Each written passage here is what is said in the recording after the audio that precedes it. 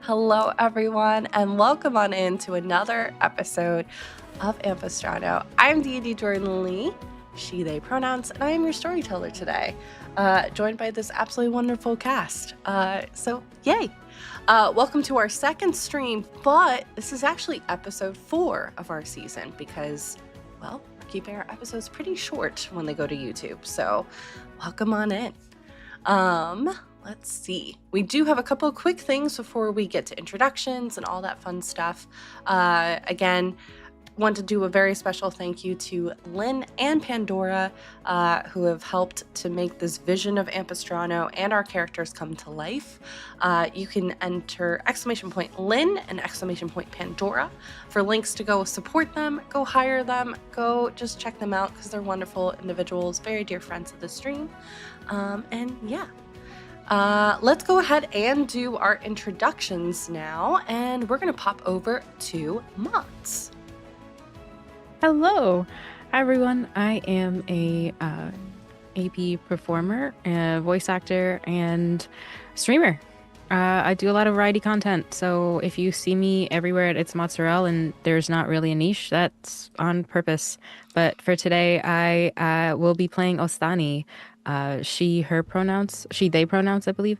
And yeah, I'm so excited to be back. Wonderful. And we'll head over to our wonderful and complicated at times, Rory. Hi, this is Cynthia, the person who's going to be playing Rory today, your resident player, producer, narrative writer, and in this case, inventor of Blackstone. But in Blackstone's body, sort of, it's a complicated thing, which you would know about if you had seen the end of season 3. Mm-hmm. So, like, maybe take the time to review that. Other than that, I'm also a variety streamer here on Twitch, and you can find me as Senziak in all the places doing all the things. Phenomenal. Thank you so much, Sin. And last but certainly not least, let's go over to Fair. Hi everyone, I'm Fair. I'll be playing Theodora Shadeson, your depressed battle master fighter. Pronouns are she, her for both of us. Oh, just want to give her a big hug. Awesome. So, let's see. As a quick reminder, you can support us here on Twitch and on our YouTube. Thank you to, we've gotten a few new subscribers in the last couple of days. So thank you so much as we're working towards trying to hit YouTube partner. Every little bit helps.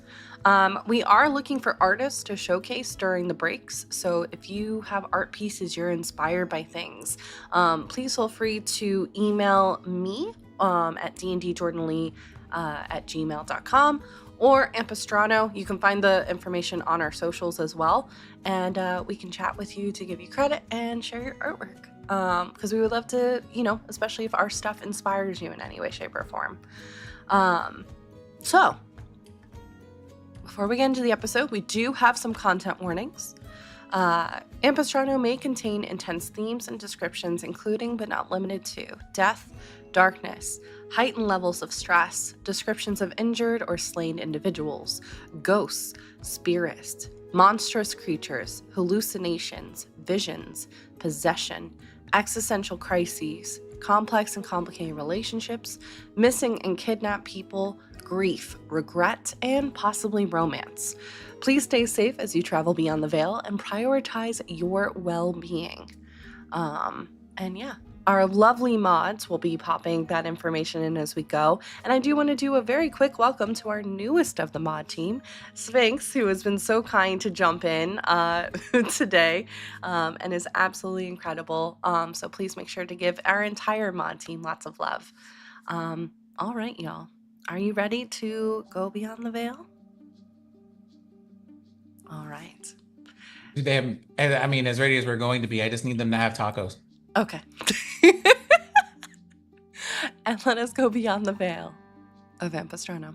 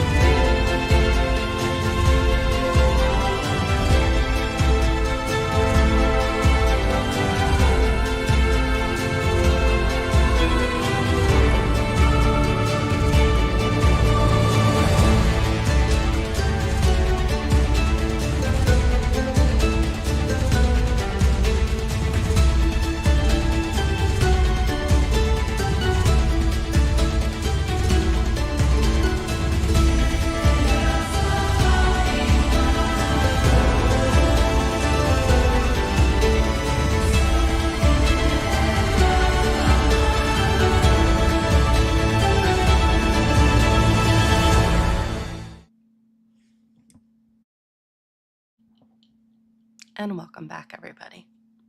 So,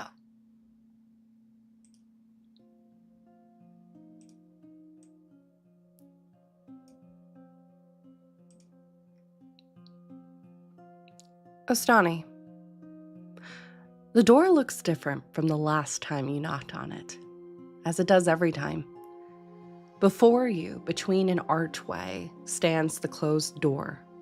The archway itself looks like stained glass, which, after several moments of processing, you realize that in this temporary space, it's the ebb and flow of the veil lines and the lines of this world, shifting around. Silver wisps flow from the locked door, but not going beyond, safely shut behind that locked door. The sound of bells happening every so often as another hum of vibration moves through. Ostani, what would you say is the color of your soul?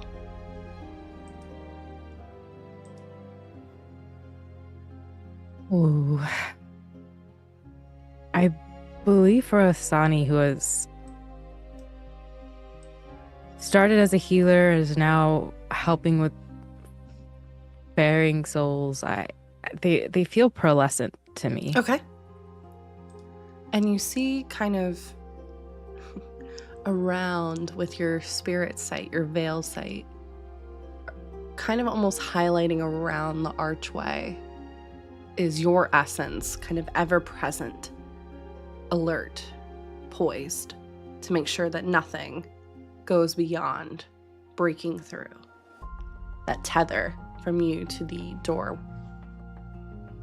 With 5 questions as an option, you mentioned that you turned back towards the group. You can see Commander Tyneal, his eyebrows raising slightly, the gray kind of meshing with some of his bangs, before he closes his eyes, almost looking slightly pained and looking away. Rory and Deodora, can you please make a wisdom check for me, please?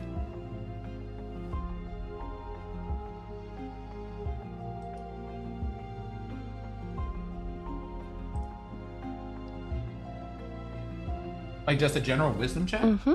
Just a general wisdom check. 17. 17. Nat 20. Nat 20. Okay. Okay, bitch. Nicely done. The line that was drawn, the key that you see Ostani now holding, for a moment you see it, the door itself flicker. And then it actually turns into that same archway. Each of you, for a moment, specifically Deodora and Blackstone, it's just a moment between a moment, but you feel a passing of either sadness or comfort. There's a familiarity to it, but it's fleeting. Ostani, what do you do?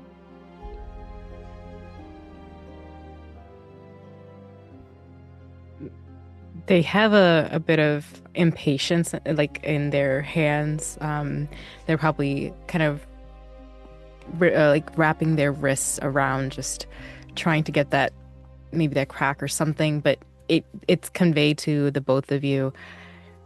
We don't have much time, but we can ask 5 questions.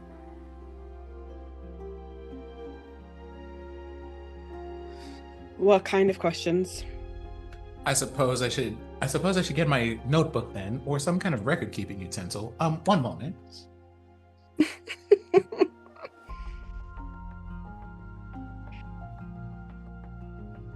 Here are my favorite. It is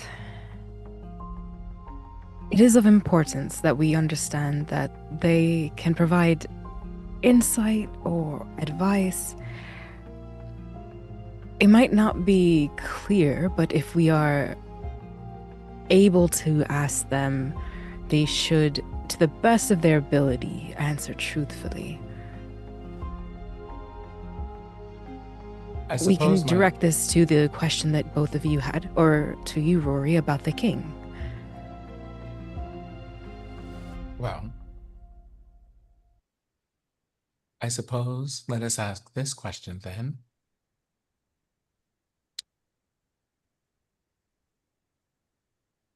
Spiritually, what is the condition of the king's soul? Osani will lean back down to the doorway and whisper, like, "Hello, friend," and repeat the question. And as you lean down, again, you see those, almost as the wind kind of carrying you, the kind of silver threads peeking through the doorknob, slowly shifting, almost in greeting. You see one of the threads slowly starting to transition out towards you, almost like it's trying to, like a hand reaching out. Do you make contact or no? They will. Okay.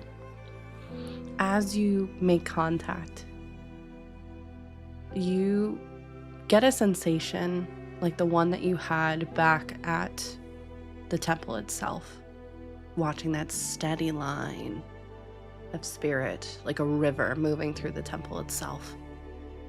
And you are slowly, like ripple effects of raindrops. You see memories, not of your own. And it's slightly confusing because it seems like it's coming from various individuals, but you know that this is how the veil communicates with you. You see what appears to be at one point some kind of library and an hourglass standing on the table as the sand is slowly dwindling down, not dropping, but slowly spiraling. You can see that at this point, the sand that's at the bottom portion of the hourglass looks like it's about a quarter of the way full, as it is ebbing and moving. The sand at the top, more of a crimson red before it transitions to a black. As you see a hand from just off view of perhaps a scribe or some other literarian at some point continues their quill as the hourglass is tapped once or twice and the vision fades. As the vision was going through, they describe it in detail back to the two of you.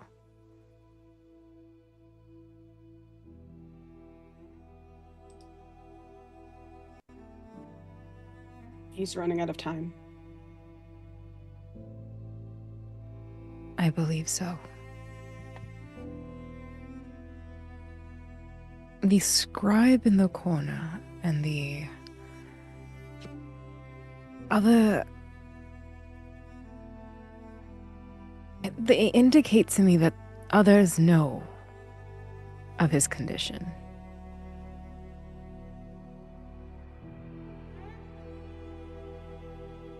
I mean, they would have to know. If they're the ones who put him there in the first place. Well, let me ask you, Astani, in your experience with seeing these visions, what does it typically mean when a scribe appears?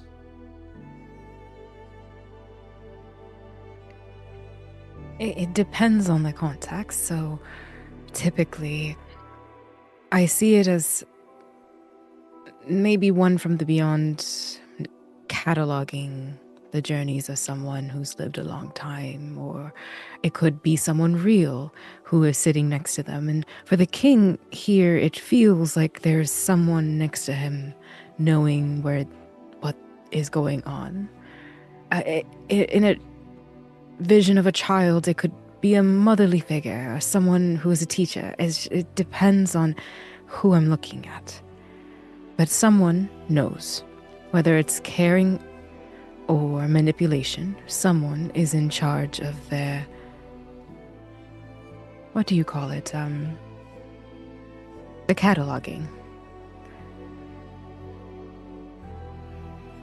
I see. Then perhaps a second question. A bit more complex of one this time, I believe. But first, Captain Tyneel, Theodora, do either of you have a question you would like to ask?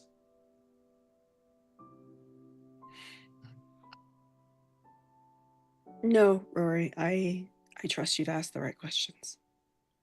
And you see at this point, Commander Tyneel has kind of is doing a thing where he wants to look, but is also not looking at the same time. He seems to be trying to remain very respectful and present. But a rare moment, I think, for you, Theodora, that you see him kind of teetering that line. And he just kind of shakes his head, just kind of still looking away. Why do you hesitate? And his eyes lock on yours. Do you mind rolling for me either an Arcana or a Religion check for me, please? Okay. They are both the same, so it's fine. Can I also roll one of these, considering I'm right there? Sure. Can I see that reaction? And Ostani, Okay. I mean, you're welcome. Although this is an effect you're familiar with, I will say. You've seen this look before. Okay. What would you say this look translates to? Heartache. At least for Ostani. Loss. A little bit of joy, but at the same time, it's one of those of something is there but out of reach. Gotcha. Thank you. Sin, and what did you... I got a 6. Okay. Theodore, you're not really sure. It could just be that he's uncomfortable around a lot of different magics, and there is a lot that's going on, and he's processing a lot. You know him to always have a mind that is working constantly, so it's a little bit harder to pick up. But Blackstone, and specifically with Ostani, the piercing of the veil spell that happens, it's one that what appears is never the same. For those with veil sight and that have been already through the initiation, moving from the fledgling to the seeker to a watcher, now tied to the veil in some proximity, a door appears for the watchers. For those that are not as inherently tied to the veil, though, it can transform, especially if unfamiliar, into something else, into someone they have lost.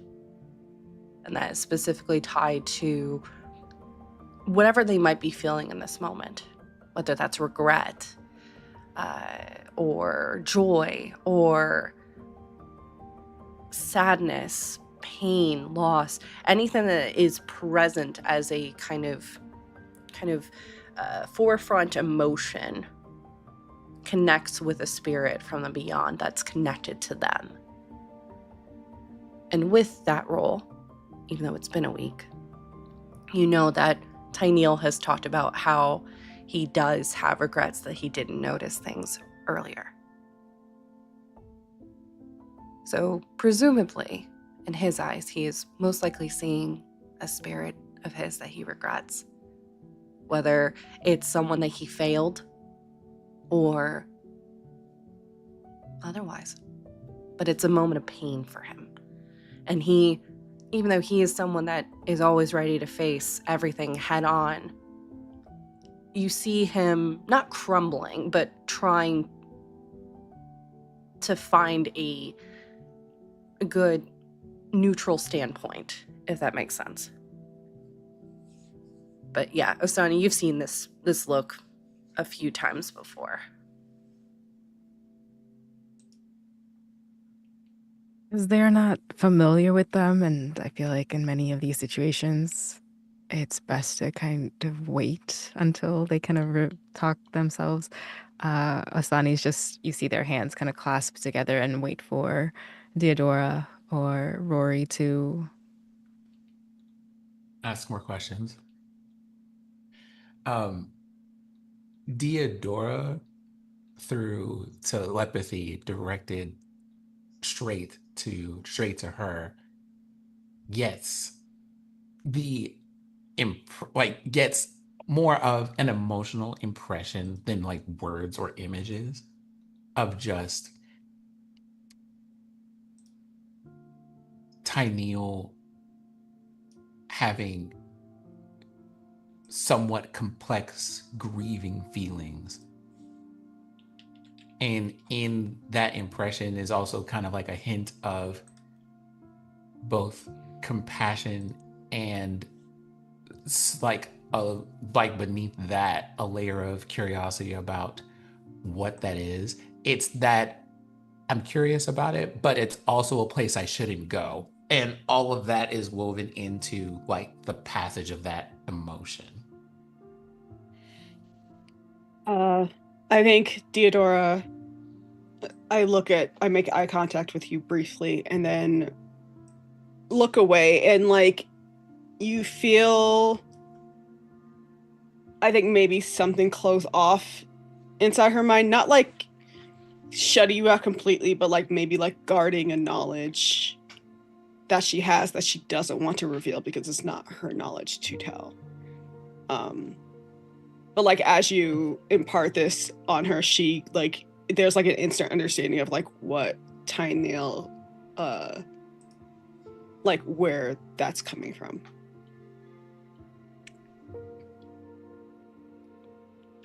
My second question would be, which of the king's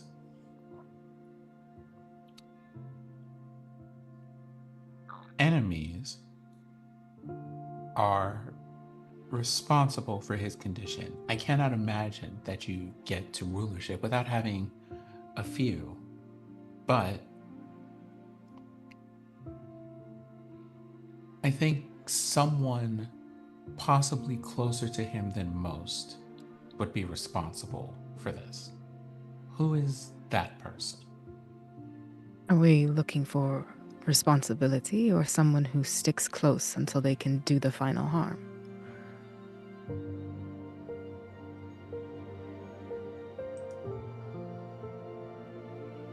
Well,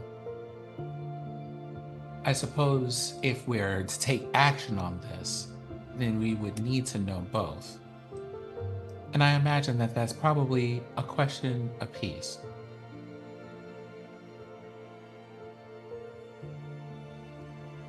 I think we could ask who are the ones responsible for this and acting in a malicious way. If they're going to answer in vision, then they must meet and talk or converse, and I don't know, but if they can only show us one, then we'll see what the answer is and go from there. We have 3 questions remaining. I think we should be more specific with this question, because it leaves too much room for a broad answer. We need to know who within the king's circle is responsible for this. Because only somebody who could get close to him would be able to do this. Who in his ranks, his staff, whoever is close to him. When they said responsible for this, Ostani has a smile on their face. That we can do. And they'll start leaning down again. Hello, friend. The king has many in their circle. Who amongst them is responsible for this? You see, after a moment, another memory coming to mind. This one, it's not smooth around the edges. It's charred. There are spots where it looks like almost like portions of this memory were either burned away or attempted to be burned away. But you see what appears to be a chessboard. But the pieces, instead of being solid stone as they're typically, or even wood, appear to be all made of different candles. With the king's piece in the very center of the board. Around it, kind of oscillating between colors of blues and greens, you see the bishop, the rook, the queen, and the knight pieces. Each one has a candle atop their head that is lit. The one that looks like it's burned down the most is the knight piece. The second that is burned down is the bishop. The third, the rook. The fourth, the queen.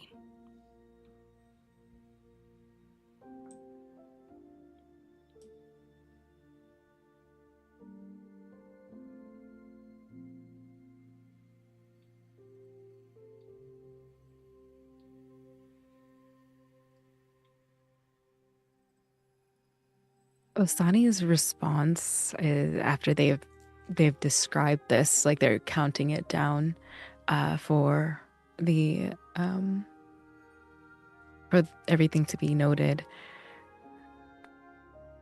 Do either of you know of them, of who they represent? The knight, the bishop, the ones that are not clear.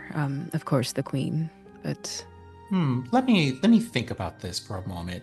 And I use minor illusion to make an image of what Asani has just described.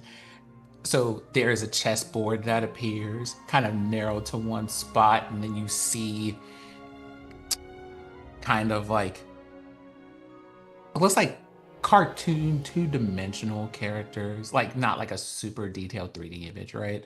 Like a chessboard, and then those pieces with candles on them, and then like something that represents like 25% burned, 33% burned, and all of this other stuff. Now, blue-green, well, I think we all know at this point that that is definitely not a good thing. all right. I feel like the queen is easy enough. You said it is the queen of this place, yes?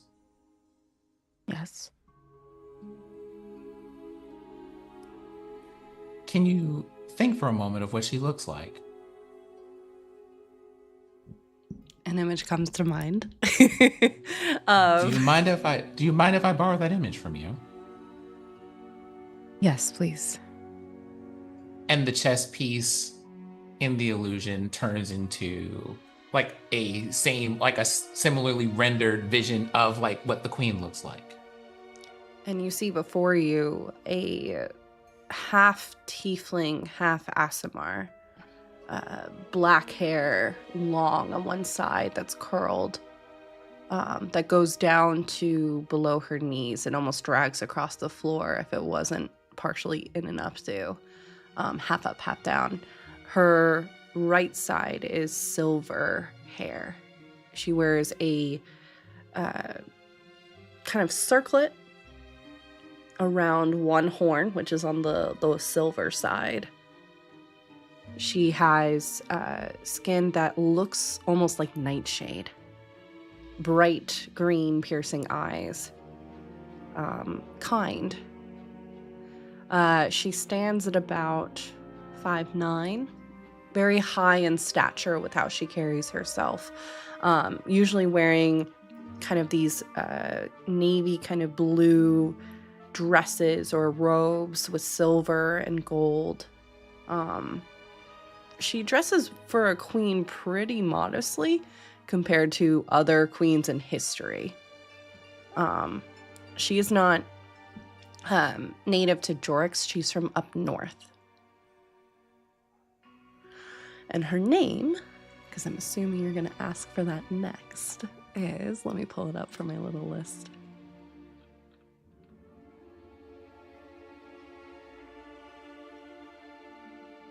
There it is. It is Kenna Danforth.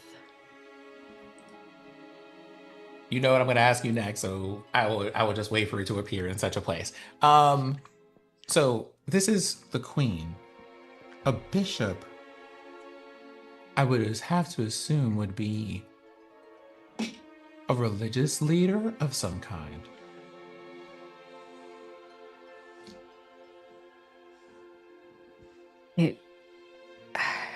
There could be those amongst them that practice the same way but do not follow an order. A minister, one who sits on the council, so it could be someone of higher knowledge if it's not religious. I suppose I of don't- them, I suppose of them, it would have to be someone that the king holds in confidence. We might have to come back to that one later. I think I turn to Tyneal. Yeah. And say, of these figures, and given your knowledge of the happenings in court, who does the king hold in high regard? Who does he keep close? And you see him kind of pause for a moment before, with the image still up, he looks squarely at the knight piece. This piece could possibly be two different people. Either his head of the military, part of the council, and he gestures towards Astani, who has been in his life and is a cousin of his for the last... He's been a cousin in his life, but he's been active in the king's life for the past 15 years. And his name is Verero. Verero. Wait, can you spell that again? Yes, Verero. Verero.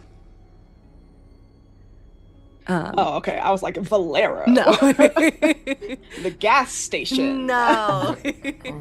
No, Ferrero Rocher. And it is a position his father held before him. He took over. And you see him pause again. Or it could be the king in his younger days used to joust. And he was very, very close with, not so young anymore. But you see this, as he's saying this, like the images are popping up too of what they look like. And I'll get back to Verero. But Brandon Cunningham, he was a squire. His family was nothing. But he quickly became the king's favorite. And through all of that, especially when the king finally became of age, he raised his friend up from a squire to a lord, who they took over the estate of another noble family that had been attempting to overthrow this king. And you see the image of Brandon Cunningham, who is this, looks like a half orc, half Triton, kind of blue-green skin with spots of brown. Hair's pulled back. He looks like at this point, you see it kind of jump positioning between him at a younger age where he has kind of this black hair with seaweed that's kind of interwoven into it, that's in a half up, half down, to now it's like sheared on both sides and up in a bun. Fierce look on his face. He's got scars all over from the various jousting and battles that he's been part of. Stands very strong. Looking at him, you would have never known that in the world of Ampistrano he was born of lower birth. Seems like he took to it like water. Ferrero, you see, is a much older gentleman, is a what appears to be a goblin, in his, I would say, about 70s, give or take, wearing brown kind of robes, half-moon spectacles with, again, similar, very fierce look on his face. He wears, in spite of his military aspects and being part of that kind of branch and being the head of it, he doesn't wear any of the kind of decoration similar to Tinyel. Doesn't wear a lot of that extra stuff. He seems to want to blend in, to want to keep an eye out. Versus Brandon, who likes to dress to show that he is definitely of money at this point. And you see Tinyel kind of looking between these two figures, almost like he's trying to read through the images. Well, Tinyel, I have a question for you. Have either of these two spoken to you about the king's condition? I've spoken with, and you see him roll his eyes, Lord Cunningham at the gala that was held, I want to say about 3 weeks ago. Briefly. This was just when the king had started to, this was the last event that the king had attended. And we had noted that he was moving a bit poorly and slowly, and that we were keeping an eye on the situation. Brandon was paying little to no mind, as he had apparently other things to worry about, but we both clocked it. What things did he have to worry about? He's a bit of a playboy at court, so typically looking out for anyone who might be new. He, amongst some of the other more established ranks, we will say, is known as kind of a dowry hunter, family fortune hunter, so to speak. So that was more of a priority for him.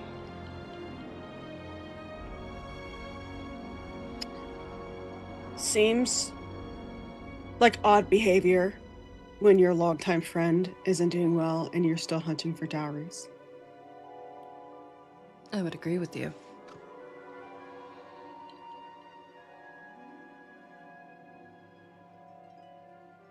Also, this is above table. His name is Brandon Cunningham. As soon as you said that name, I was like, that's the bad guy.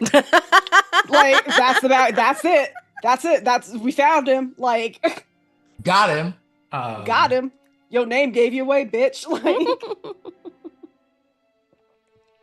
so who knows? There is a copy of the knights that are made, one representing Brandon and one representing Ferrero. Mm-hmm. Would Ferrero have anything to gain from the king's death? Is he next in line for the throne, or? For all intents and purposes, I wouldn't necessarily say next in line. The line of succession is still somewhat up in the air, as the king and his wife have not had any children. But Ferrero is well liked at court. Most of the peace that we've been living in, and he says that in quotations, kind of gesturing around, many contribute to him and his father. So a lot of people are very loyal to him. But not that I know a lot about this, but just based on that, because he is well liked and because there is something that's the line of succession is in the air, it stands to reason that if the king perished, he would probably be considered for the throne. Possible. But he is not known to be the most patient, and he's quick to anger. And those that draw his ire, well, they're quickly removed from whatever position that they're in if they're seen as an obstacle. So, I have personally have had, obviously, dealings with him for the better part of the last 20 or so years. Very kind, but very cutthroat, especially if he believes he is making the best of the decisions. And it's not, you see him kind of focusing for a moment, it's not out of the scope for him to go rogue. He's made decisions that the king wouldn't have necessarily agreed with before. Of those exact decisions, unfortunately, I wasn't privy to, though, but court talks. I'll have to ask you what they said at some other time. For the rook, I don't know. This piece is normally shaped as a tower, some sort of defense. Perhaps things that keep the kingdom stable. Maybe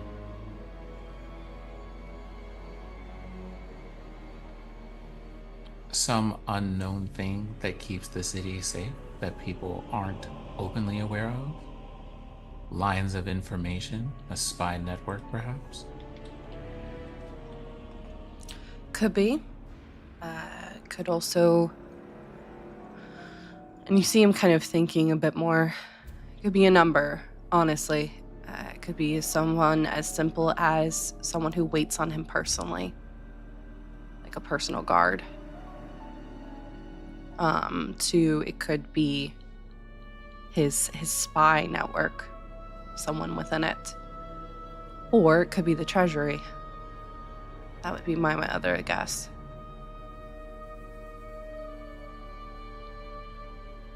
Okay, so Jordan, your choice here. Can I roll an insight or an investigation with the information I have to figure out what the most likely of those options would be? Can you specify a little bit more? That'll kind of help. So the rook is a thing that's built Yes. like a castle, Yes. right? We are aware that there are a lot of things that would keep the king protected in that situation. Personal guards, or people who are just like, hey, just letting you know, someone tried to poison that drink, that's probably not a good idea, right? So between those two things, between the idea of a personal guard versus someone who might be in the shadows but keeps the king protected in indirect ways, can I roll an insight to guess which of those two options the rook represents? And I apologize for all the questions. Are you inciting the situation, or are you inciting yourself on what Blackstone would be? Because I know sometimes you all ask. Inciting the situation. Gotcha. Okay. Let's do investigation with that.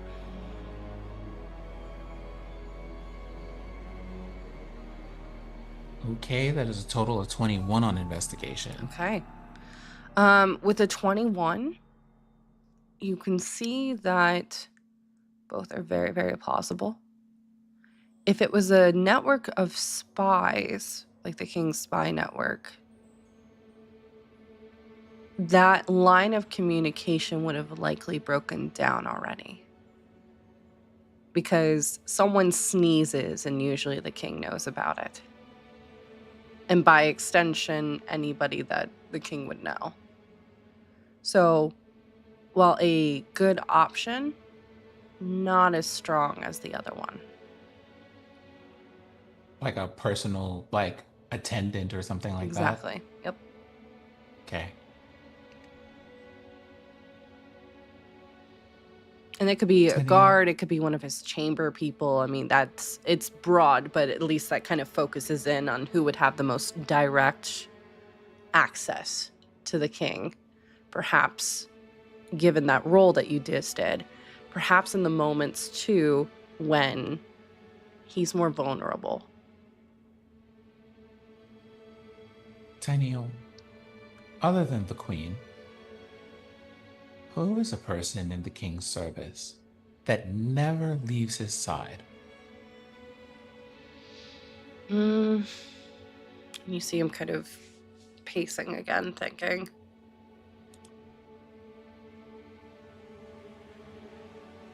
And you see him pause for a second. I don't know necessarily about a solitary person because he's had several of them, but they're kind of known as the stewards of the chamber.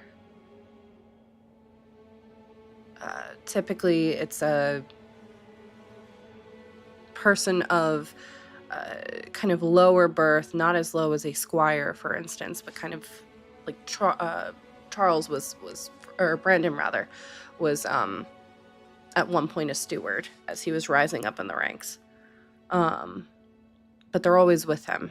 When the king is not with his wife, when nighttime happens and he's in his own chambers, the steward typically sleeps in the same room on a cot.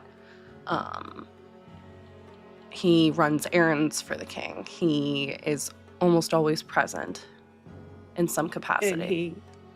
And he has access to maybe change things within the king's bedchambers. Correct. He's like a personal butler almost. Do we know? You don't know this person's name? No. In fact, he's just had a recent change, I want to say about 6 months ago.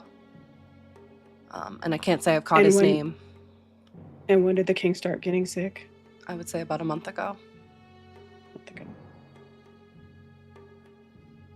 They're supposed to be more seen, not heard. And even then, scarce.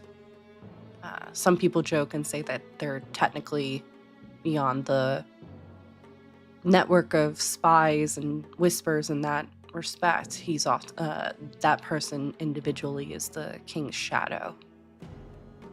Always right there. And you said this condition started a month ago. Correct. The newest attendant started 6 months ago? Correct. But we don't know who that is. I have not encountered them.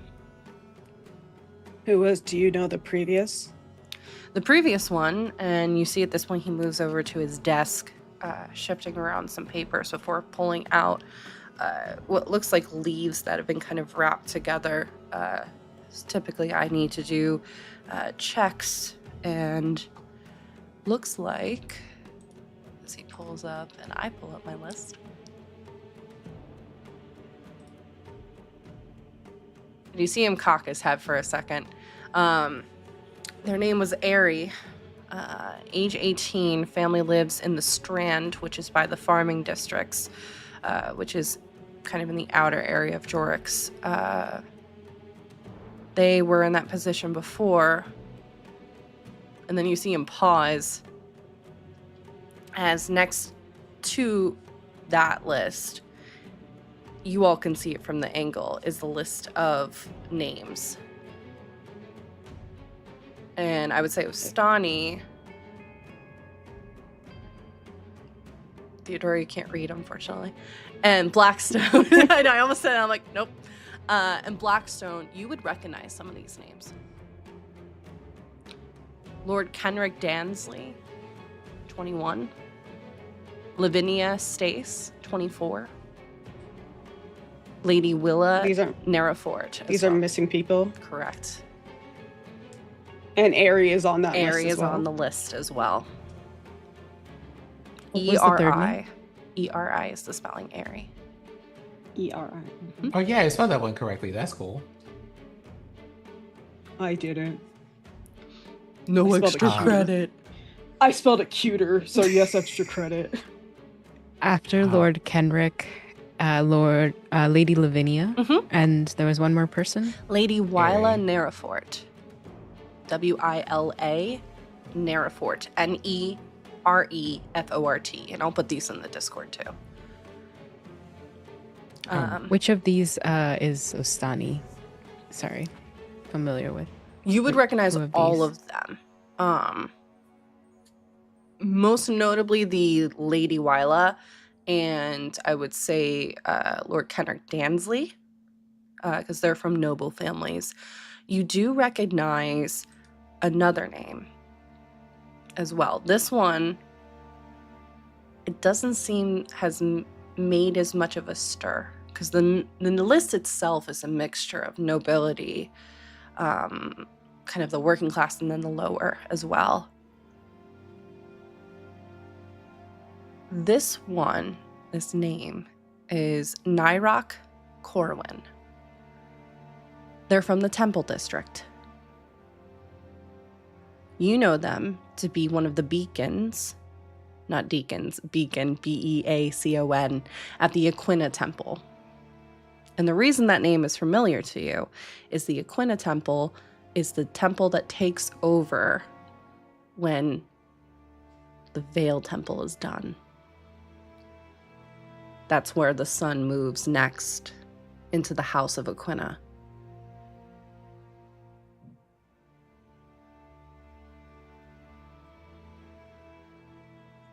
So they're a beacon is, and I'm not going to make you roll for it because you would know this. They're the equivalent of the same station as you. So one who has been initiated into the order.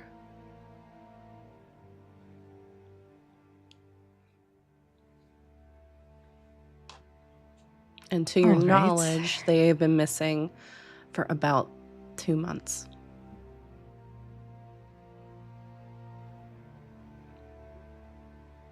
They share that look with everyone of, I know this name, or maybe they're like, when they hear that one, they're just like tapping at it as ready to pace a little bit, but you know, being a centaur, they barely can make that large circle, so they just go back and forth, come back to the small door.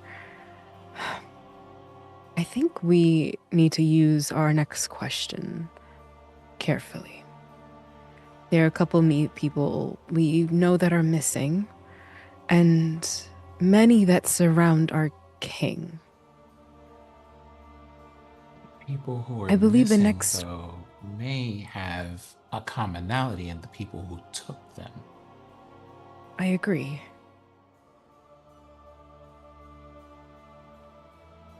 Now I'm of two roads here. We can use this next question to find out who in the circle we can trust, that the spirit believes we should trust, narrowing our choices of who to direct our focus. Or the other path of using this question to find the commonality between these missing people. Well, we do have 3 questions remaining, and given the state of affairs, I am also tempted to ask a follow-up question of the people who we can contact, which one of them would be most disruptive to the plot against the king currently in progress?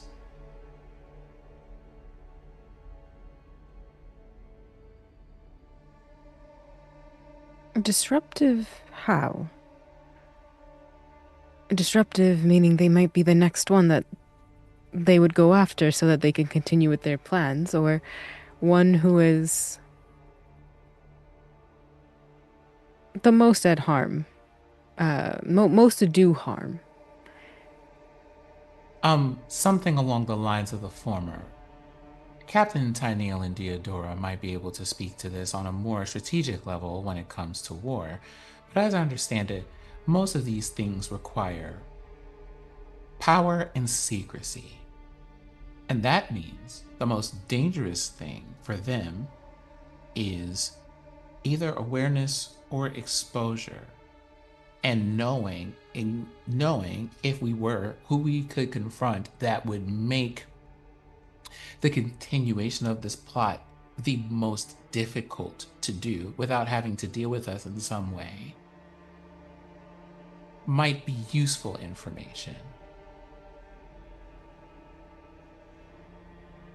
To put it in words that you have used, what person in this chain is currently the most instrumental in the harm that is happening? The most instrumental, as in the one who is directly causing the harm, or who is a tool to be used. The tool to be used in this case, the most powerful enabler of what is happening. For example, or to use a previous memory here. Who is the pity weather of this situation?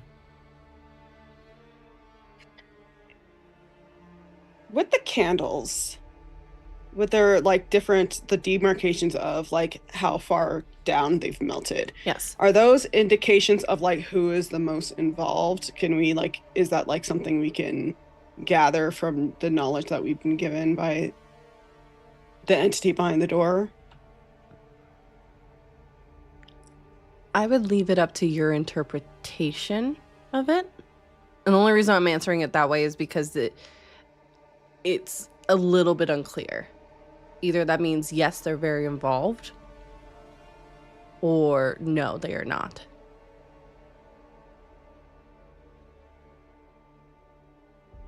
I think Yeah. Theodora would assume that any candle that is lit is some type of involvement. I think she would assume that whoever's lowest is probably the most involved, probably maybe even has the most to gain or lose from what's happening. I guess that would depend on, I mean,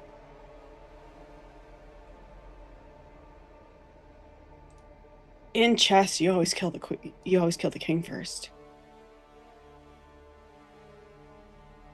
I believe. So, you're thinking that the candles may be related to how involved someone is. But I have to wonder, when a candle is fully melted, it is no longer useful. And I wonder if that also has some implications about whether or not someone is at the end of their usefulness to whatever this is. That is perhaps even a better theory. We are speaking to a spirit who is able to glance at something, give us insight. They're going to give us the truth, but that is where the confusion can lie, because they may be interpreting one or the other. Perhaps we could ask them of these figures who has the most to gain from it being successful, like who stands to gain the most from it.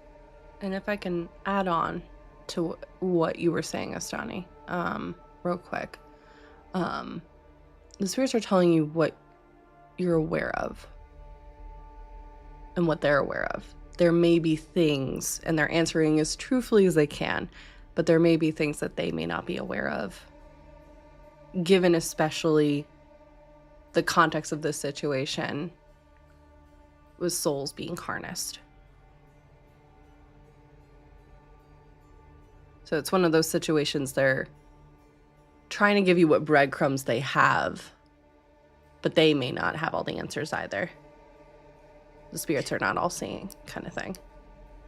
Astani, you said there was fraying at the edges of your vision. Mm-hmm. So, in addition to everything else, there is someone or something that might actively be trying to make information disappear.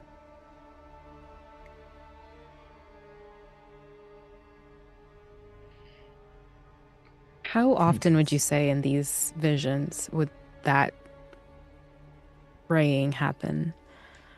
Or how rare is this? It happens every so often.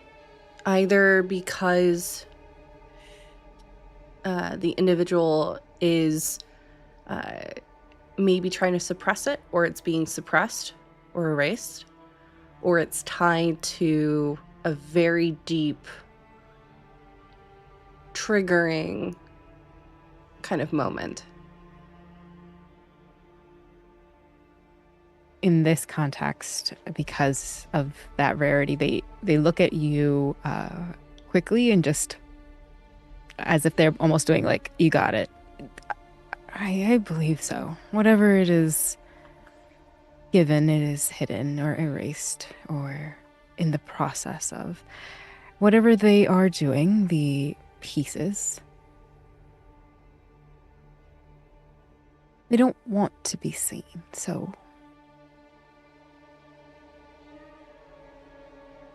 Well, Let's right. do Because the they were question that you sloppy had. before. Mhm. So, of course, they wouldn't want to be seen here because they were sloppy in Illipin. Let's ask them about who is the most to gain, as you has recommended. That one that you said, was it Barrow or Brandon? I cannot remember. The one who was the cutthroat. And it's just Ostani. Barrero. Yeah, it just as Ostani going through the names and Yes. so many to remember, and they're just... I want to just remove him from there because he doesn't seem the type as a potential. So I'm going to have that put to the least of my priorities when I'm talking to the spirits. Sure. Does anyone disagree?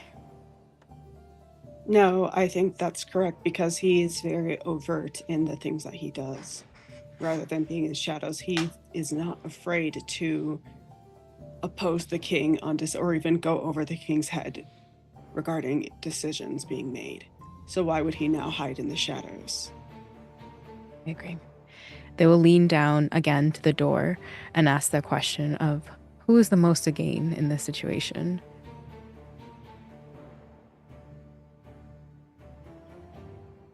And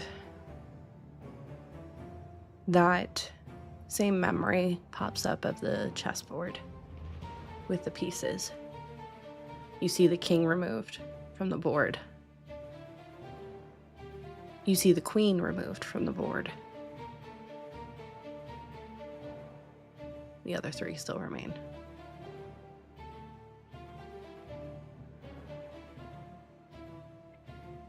When they were standing around the king, they all had a circle formation. And when they had disappeared, are they in a formation of, like, I'm imagining a chessboard and there is no circular thing? It's a triangle. Is it a square? Is it a triangle? That's yeah. Yep. I was literally doing this. Yep. Who is at the top of that triangle? Possibly directed at the king or away from the king, I'm guessing, if the king was All here. of them were facing the king, interestingly enough. But like in that, The point of the... yeah, who is at the point closest to the king? Knight.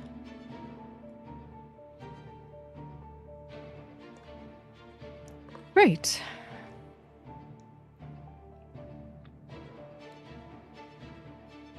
Now, I can assume that this is where the force is being applied, or this is the leadership, if we're assuming a hierarchy. It could also be on a chessboard, the one who is making the first move, and the two others are the ones leading the way. But we have our three. And if I had to make a guess on which one to acquire,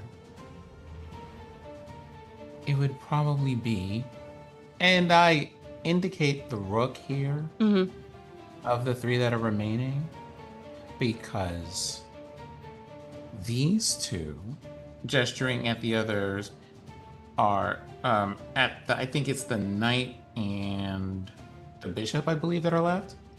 Correct.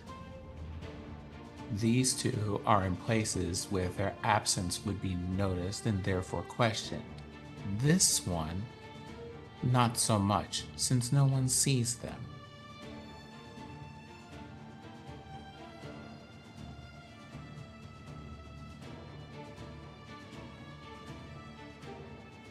That being said, Tyneel, you might need us to also be people who could possibly do things in the background for you in a similar fashion. I do not believe that it would be at all wise or safe for you to be seen in direct opposition to that particular figure.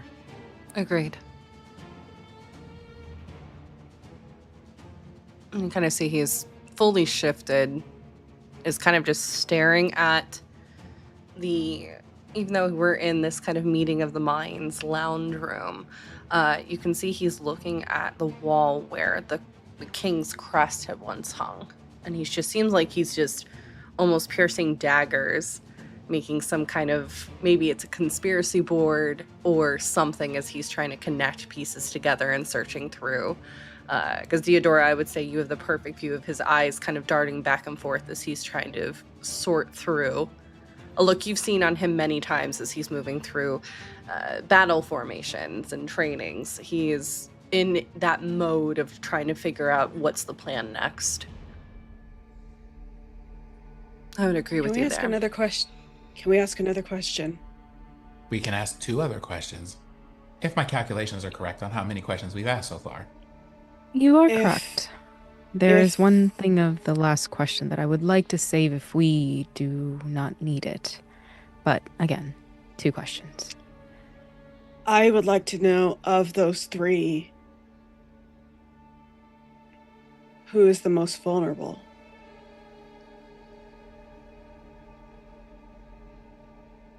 Hello, friend. Of the triangle.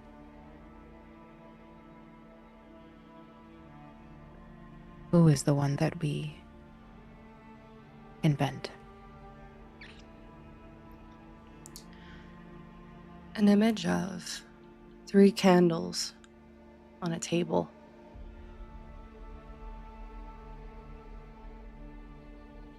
All 3 are lit. In the scene as well, you can see there are gold coins and parchment on the table as well.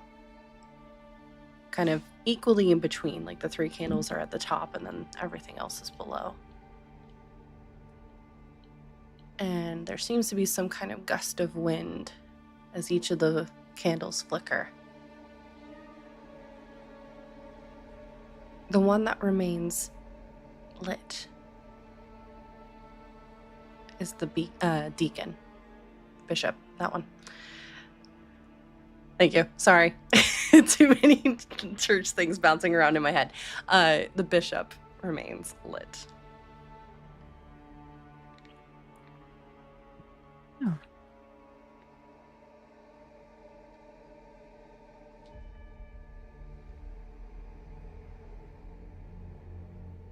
So that could either mean that the bishop is most vulnerable or the bishop is the strongest because it remained lit.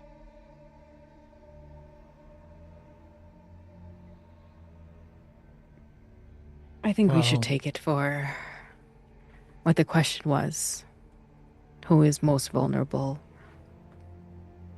to us? And that is our intention, to thwart their plans. So I believe this means it is the bishop who is vulnerable. And given the previous patterns in the vision of things being removed as we ask more refining questions, that would make sense. Mm-hmm. But that also means we are going to be dealing with someone who may not be strong physically, but may be powerful in other ways. And we will need to consider that as well.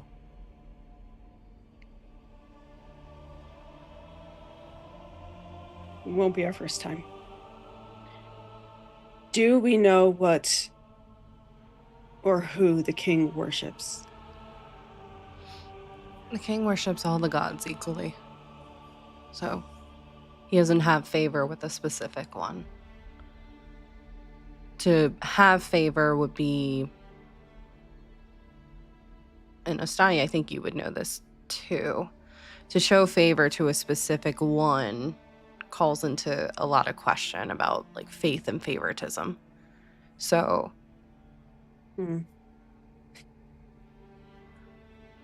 does he have a rotation of religious leaders who come through to provide him with advice and guidance, or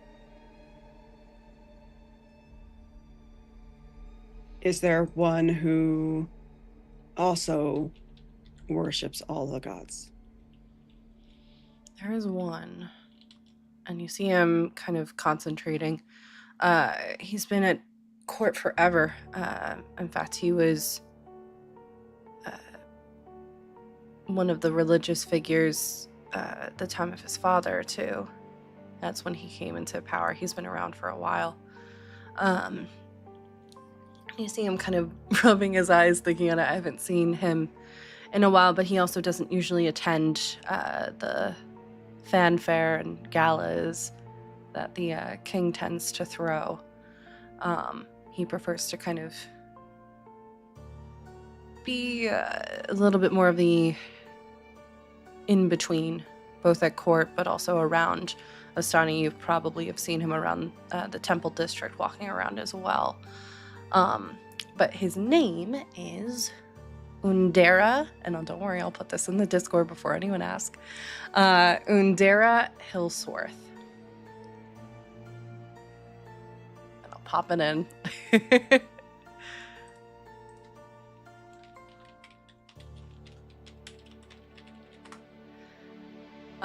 And as I got that one right. Yes. As he's talking, the image of what appears to be an elderly looking gnome, looking to be probably 400 or 500 years old. He's got like blotches from weather, sickness is kind of scarred over the years, very tired looking eyes. Short in stature, and I think the image that comes to mind, because it's the last time that Tyneal was remembering seeing them, is you do see a vision of the Temple District as he seems to be talking and giving bread and other supplies to some of the like children and the hungry, giving blessings and kind words, very much adored in the space.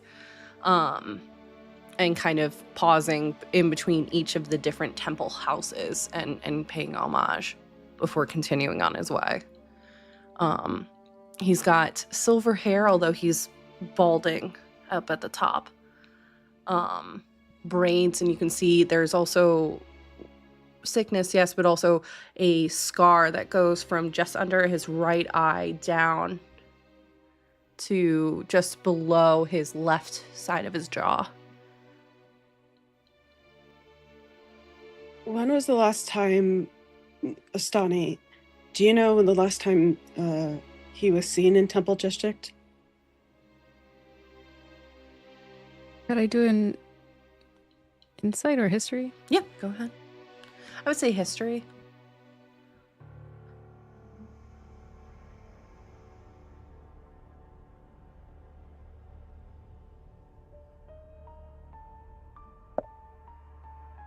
Oh, is it 17 plus 3? Oh, Yeah. nice. So he typically comes by every 10 day to do his kind of blessing, check in with the different leaders of the temples to see if they need anything. Like he did meet with Keeper Reyna.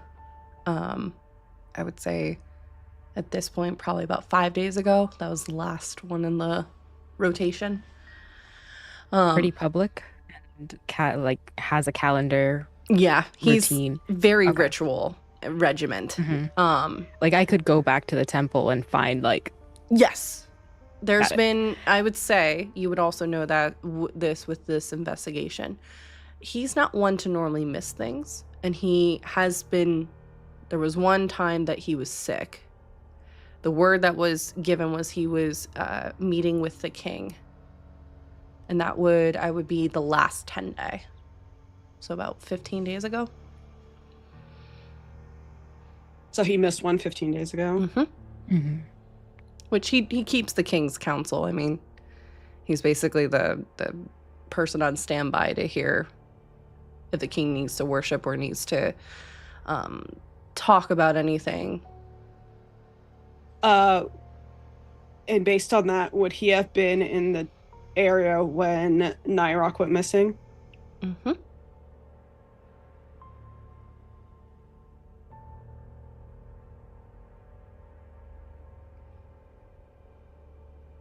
is this Does he?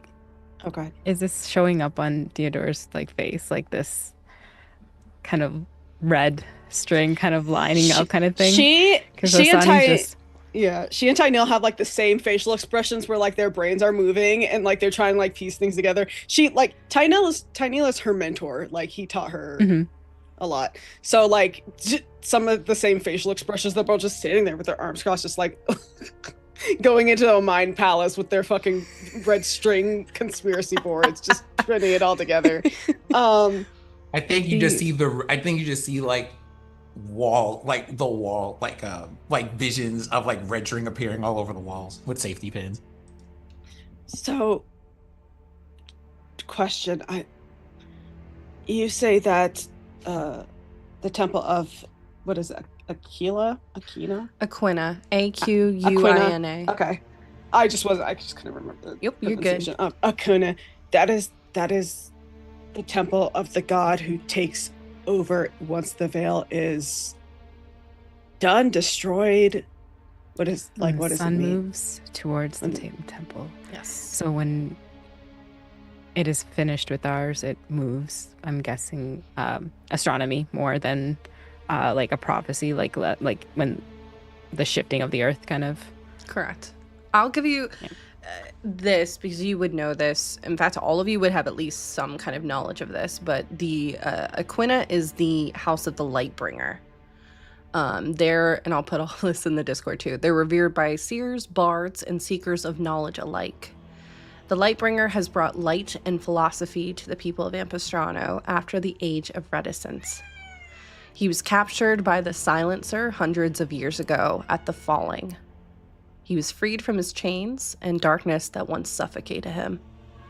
The Lightbringer uses his star bracers to spread philosophy, theology, arts, and sciences to all. You would see them around the temple district as many of their followers are dressed in robes of purple and red, usually carrying a brown book in their hands. Gold roses are interlaced around the robes to show where the chains of the Silencer once held them. They also wear 2 4-pointed gold stars on their sleeves with a red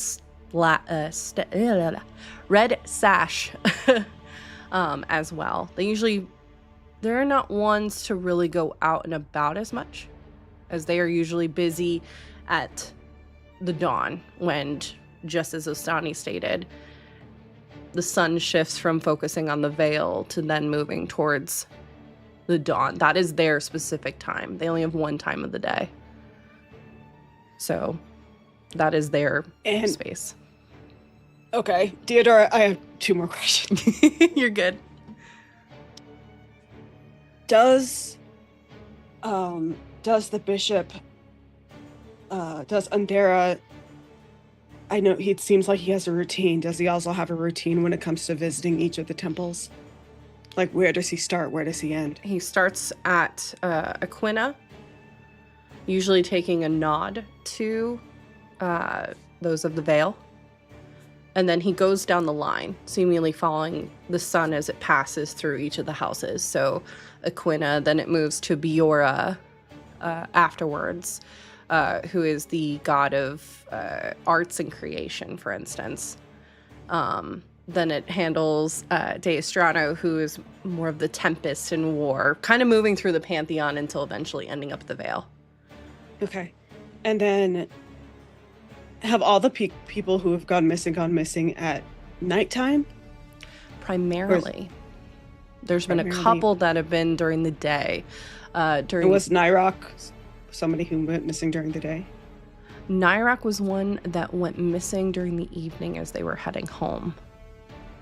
At that point, the word is, and this is Tyneal talking, that they had been let go from their position, and they had been living with their family in the Strand, and had been coming home after looking for jobs around the city when they went missing. 2 others have gone missing during the day, with one in broad daylight. The one in broad daylight was Lady Wyla Nerefort, who was out shopping. Do we know why Nyrok lost their job? Not anything that has been stated. And it's Okay. not uncommon for the king to get tired of somebody and wanting a change. You know, especially someone that's with them 24/7, essentially. It's very possible, since the king, while he doesn't keep favorites in terms of religion, he does have his favorites at court. And you kind of see again that memory of Brandon popping up, for instance. He's been in and out of the king's favorite for years. His mood shifts much like the weather, unfortunately. So...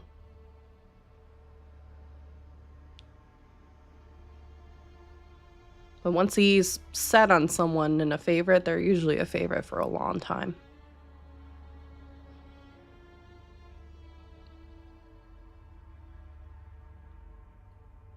Theodore's just thinking. Yeah.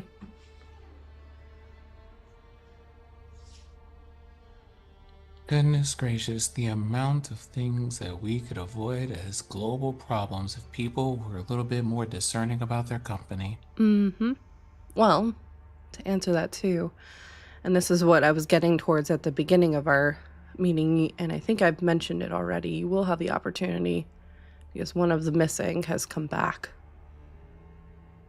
Right. They're currently under supervision, but they're at their home with their family, living in the Strand. Which one? Who came back? He gestures further down to the list to a name that hasn't been said before. Hildegard is the only name that pops up. Hilderguard.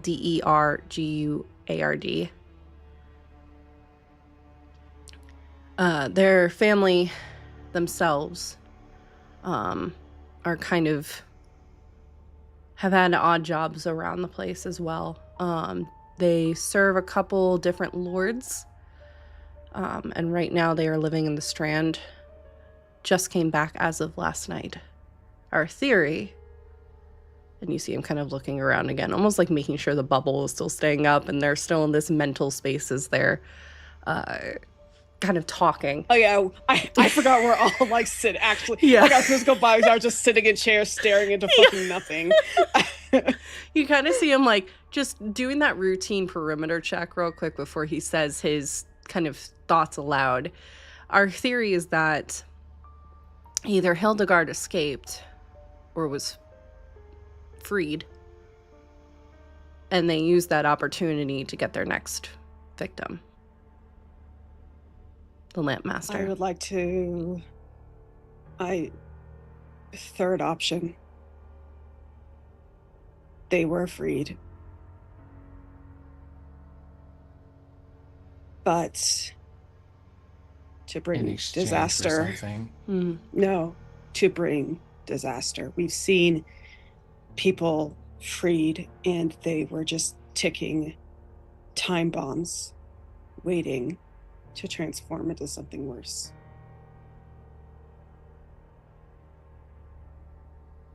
Well, you'll have the opportunity to talk to them and maybe decipher that for us.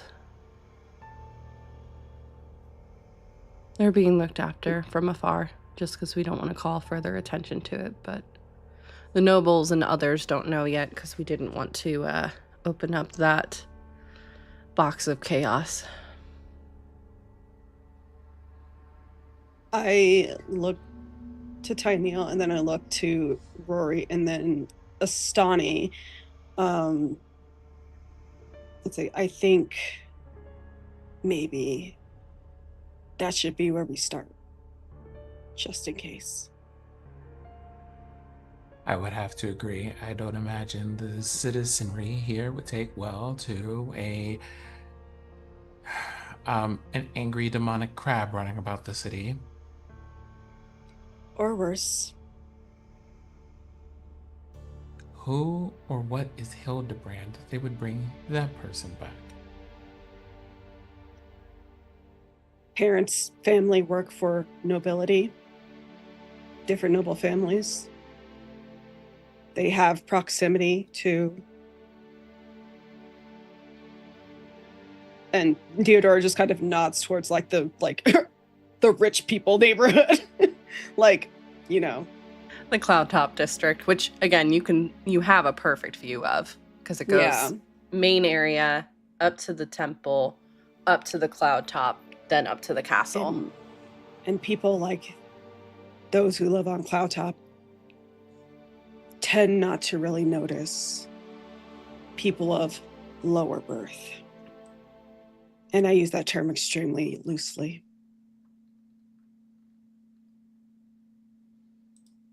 Unfortunate, honestly, but alas, here we are.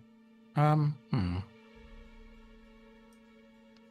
you can see at this moment the door that you conjured, Astani, is starting to flicker a little bit, because as you've been asking these questions, it's almost like little markers have been appearing as the questions have been asked.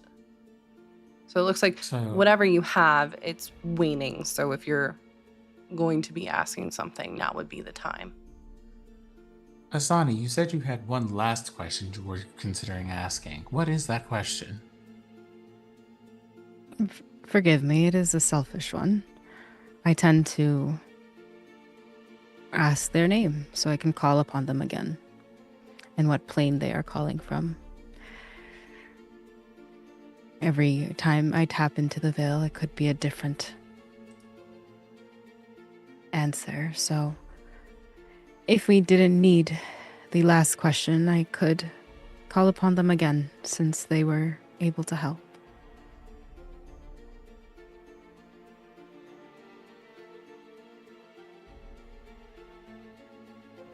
Well, I suppose I think we have enough information to act on at the very least. So,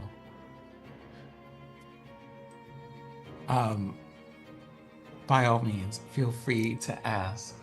Feel free to ask that question unless anyone else has an objection.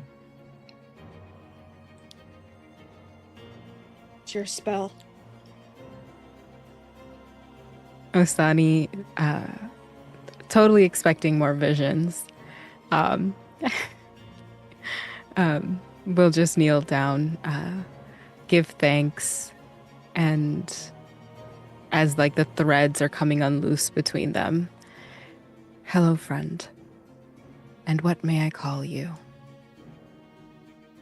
And you hear the name in your mind, an echo as it goes, and a vision along with it as well. Kylan Frostbane. And you see an individual that looks like a human man, maybe 17, 18. Red hair, freckles all over. Interestingly enough, though, you're not viewing them as they were in life. Instead, they don't seem to be entirely whole. It looks like almost someone took a shotgun to their soul, as there are pieces missing, fragmented. In fact, as he smiles, it shifts from that kind of full view, and you see that half of his face is kind of worn away. And you see this sickly green energy that seems to be feeding off of that. Before... And at that point, the door kind of slowly siphons smaller and smaller until it's a single line, a thread. And the key that you were holding turns back into parchment. And that's where we're going to take our break. Incredible job, y'all. I know that was a lot of information. Thank you for bearing with. I'm so excited that you all were like diving deep into it. But we're going to take about 10 minutes. I recommend you all do the same. And then we'll be back with our part 2 of this episode and episode 5. So thank you all so much. Go get a snack. Go consider subscribing to our YouTube, please. And we will be back in just a few minutes. Bye, everybody.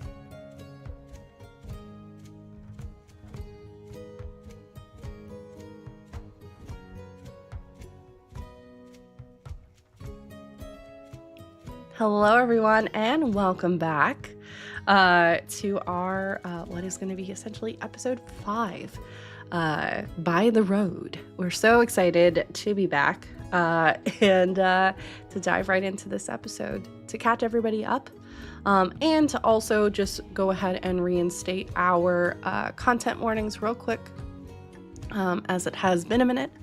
Ampistrano may contain intense themes and descriptions, including but not limited to death, darkness, heightened levels of stress, descriptions of injured and slain individuals, ghosts, spirits, monstrous creatures, hallucinations, visions, possessions, existential crises, complex and complicated relationships, missing and kidnapped people, grief, regret, and romance. Please stay safe as you travel beyond the veil and prioritize your well-being. And our wonderful mods have already popped in that content warning. Thank you so much. And we're going to pick up as our group continues their adventure today. So, in this moment, as the door to the veil has shut, silence. And you can finally see Tyneal almost a hair of a movement as his shoulders kind of relax a little bit as he now slowly turns in the direction that the door once was. And he looks between all of you. So, it would appear we've got a couple targets in mind, and that perhaps moving with discretion would be the best opportunity. What do you all think? Is this even, and you see him kind of looking, pausing on each of you, pauses a little longer on Deodora. Is this even something you want to take up? It's a lot to ask. I've already taken it up. Wouldn't be here otherwise. He nods in your direction. I think, she says that, but also, there's a look in her eyes that's kind of she's saying it and she means it, but, it's still making her miserable. Oh, for sure.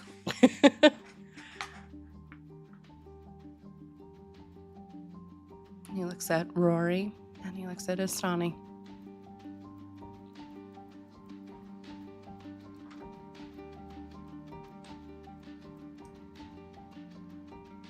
Did you have a question? He just kind of rolls his eyes for a minute. Well, I guess that answers that. Eyes shift towards you, Istani. And you can see, well, he's still very strong. There is a multitude of memories and stories that lie behind those eyes and emotions. Tiredness, weariness, concern, and just a small flicker of hope as he looks at you. He's looking at Ostani for confirmation in her role in this. Mm-hmm. See if you want to. I'm going to say this is based off your passive insight. While he is used to giving people that are part of the Crown's Guard orders, you were not Crown's Guard. You were essentially civilians, experienced, but you are not ones that he wants to order around. And he is essentially asking for your assistance, but doesn't want to put that pressure on you either at the same time. Ostani looks, I'm guessing the mentorship that the similarity between Deodora and the commander, and then obviously their friendship and relationship with Rory. There's something here. And Ostani's new, so there's this first hesitance, but they start counting around the room. Well, it seems if the king has to be surrounded, then we must be 1, 2, 3, 4 pillars against it. Yes.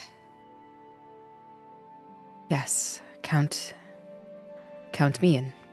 Nervously says that before. Deep breath and like a quick prayer to the lady. And you see him almost move to your direction, but stops himself, kind of shifting back into like the mask of like has to be protocols and stuff like that. But you see him kind of just nod in your direction. So let me ask you, Captain. Sure. As you understand, this is going to be quite a task. And I imagine that the circle of trust that you have is going to need to be significantly smaller. Correct. As a result of this operation. So, how prepared are you for that? And you see him kind of look at ease, more so, of this is something he's been used to. He's part of a Novo family. He's been head of the Crown's Guard now for a long time. He doesn't trust many people, but the people those roots are tied to goes deep. You see him far more comfortable with this possibility.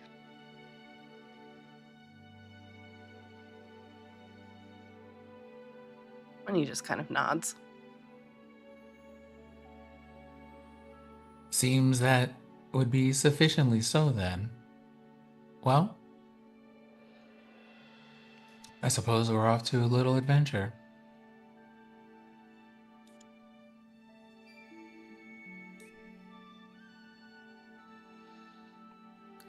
And if you'll have me,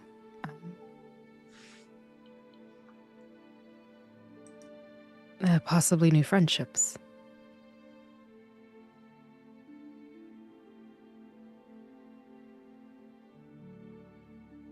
Theodora looks reluctant, but not like in the way that you might think. It's not like a rejection of Astani per se, but just kind of like suddenly like something kind of shuts down behind her eyes, like just like it's like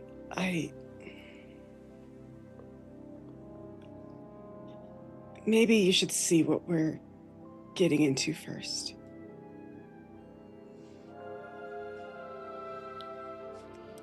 I can do that.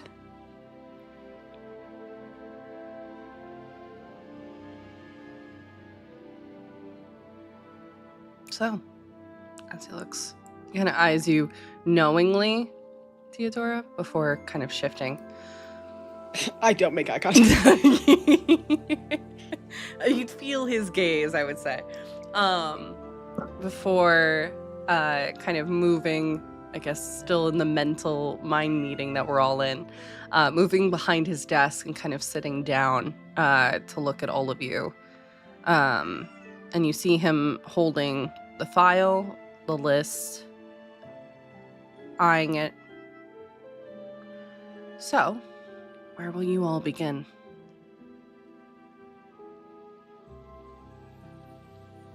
I look to my two companions.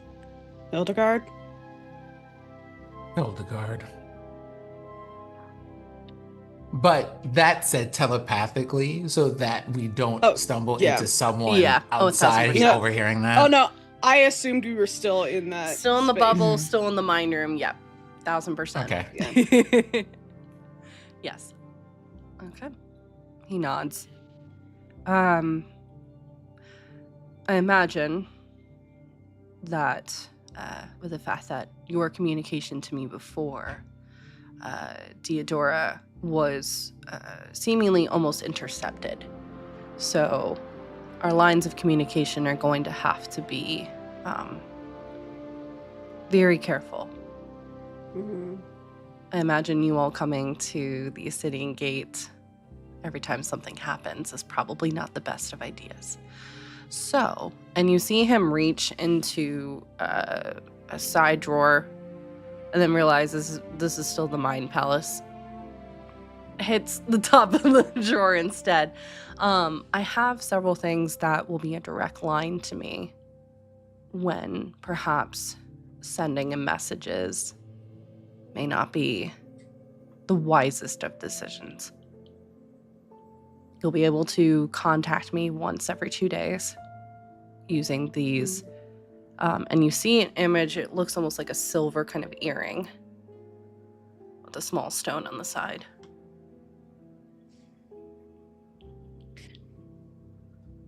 Is this kind of technology easily manipulated by magic?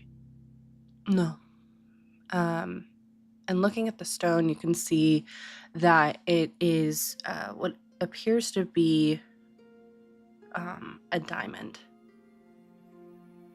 Small. And in a diamond shape. And Theodora, I would say this is maybe the first time you see this, as he kind of pulls back his sleeves and you see a small little bracelet with a diamond on it as well. Looks very similar to a young gnome in Illipin who has an amethyst instead.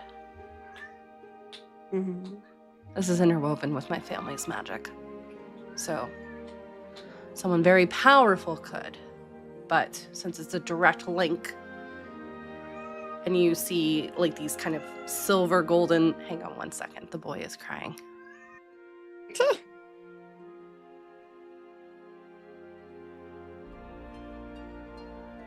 Sorry about that. It's me, I'm the boy. I'm crying. You see the kind of silver threads moving between the bracelet and these earrings. So that's why it takes so long for it to recharge. But you'll be able to contact me. No word limits, no minutes of, you're not going to... In today's world, you're not going to run out of phone minutes. But you can contact me once a day, every 2 days. I think I have maybe a way to contact you if we're unable to use these. And I think I snap my fingers and then Sparky appears. Popping out, you see a large, almost like direwolf size blink dog. Pops in and immediately sits. Yeah. Scritching behind the ears. It's I think if we need to get something to you quickly, Sparky might be able to help. I think that's smart.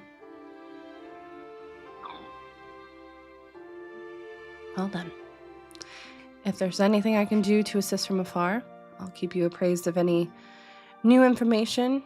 I'll see if I can get any further threads of what might be going on at court, specifically with those other figures. And we'll go from there. I send Sparky to catch Tiny scent, just in case he's not always in this office, so that way Sparky can track his scent through the shift weave and find him. You see for a second Tiny'll literally almost kind of mentally reminding himself that he's in a mental mind meeting, because all of a sudden he goes, "Oh, who's that good boy?" Just the mask fully drop. "Oh, you're so beautiful. Theodora is taking such good care of you." Oh, and Sparky is losing his shit. He's doing little butt dances, because his tail is moving a mile a minute. Just is so happy. Easily gets his scent and just sits at attention before you may or may not dismiss him. It's up to you. I don't. He kind of nods in your direction as Sparky comes to heel and sits directly by you. I think Sparky, as he's on his way back, gets a little sniff of Astani because he's horse person, the fuck? You see that look of what is this? As he looks to you of huh? Yeah. How much would Sakali notice them? Oh, Sakali is locked in. Sakali is Like just out of the bag and just... Head has been poked out of the bag the entire time. Honestly, it looked like you had a little stuffed animal in your bag, just kind of poking their little head out. And it's just watching this because as soon as Sparky appears, the bag starts to move because Sakali's tail is wagging a mile a minute. And you keep hearing this little like almost trying to knows not to bark so because real. you've taught them not to bark, but also can't contain how happy they are. Mm-hmm. that's Biscuit. That's Prince. Put him outside. I'm like, okay, don't bark. And then as soon as like, bro, what did I just said don't bark. I just told you not to bark. He'll be under his like little sheets and not get out and still be like, ooh. I'm like, you're not threatening anybody from under there, but okay. Just kind of losing their shit a little bit. But, and you do see, I think at this moment, Sparky probably is caught this and is like just very curiously looking at the bag with Sakali poking their little head out. Sparky was that size at one point.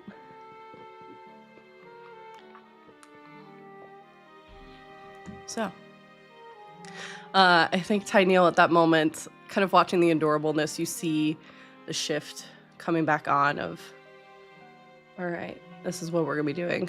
And he looks like he's about to snap his fingers, but he looks at you, Rory, and goes, can you dispel this for, like, how does that work? How does that dispel work? what? Oh, I should let you know. As I understand that the rest of you are, let's just say, built a little bit differently than I am, you will probably experience physical needs shortly after the disconnect from this. I would suggest preparing yourselves accordingly, or at least just taking a moment to steady yourself before leaving the room. And then you're just back in the office. Like there isn't like, it's like a hard movie cut where you were in the space filled with all of these different things and now you were just in the office. And you see Tyneal kind of lurches forward because mentally he was sitting at the desk and now he's back on the couches.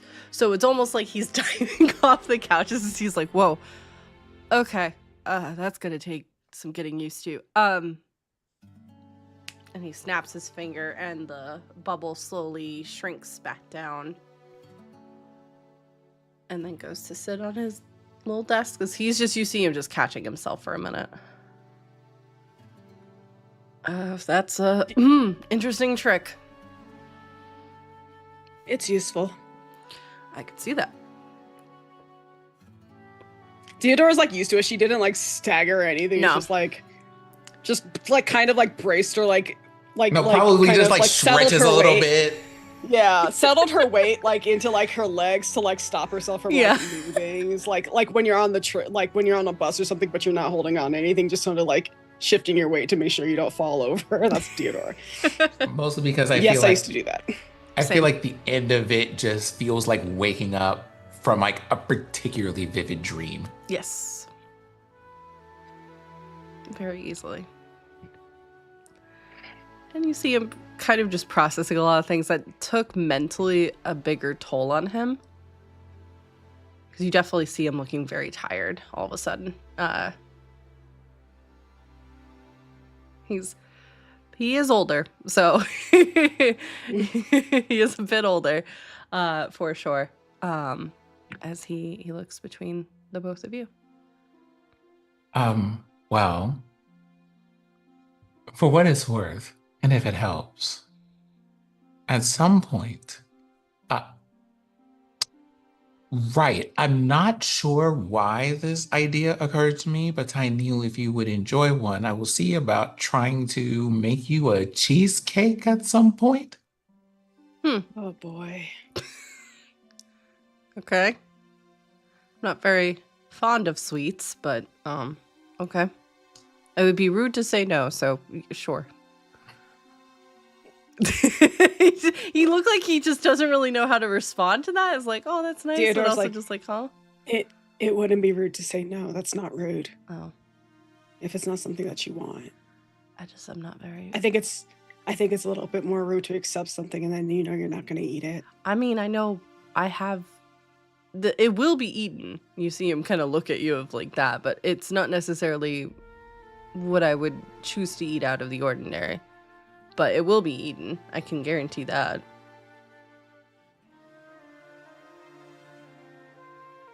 I think I might have a recipe for something that is a little bit more savory if you would prefer something along those lines. That sounds better.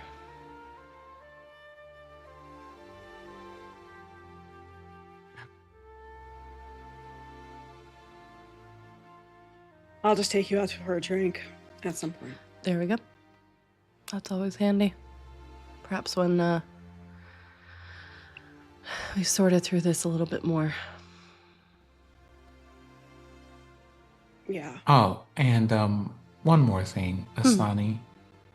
On the subject of friendship, I would say those are things that typically take time. So, since we have some, let us take our time. It does not take that much time for Theodora. At least it didn't used to.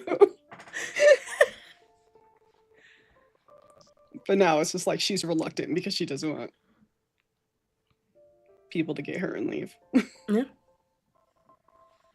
Asani's response is just this soft smile and just a nod to the side.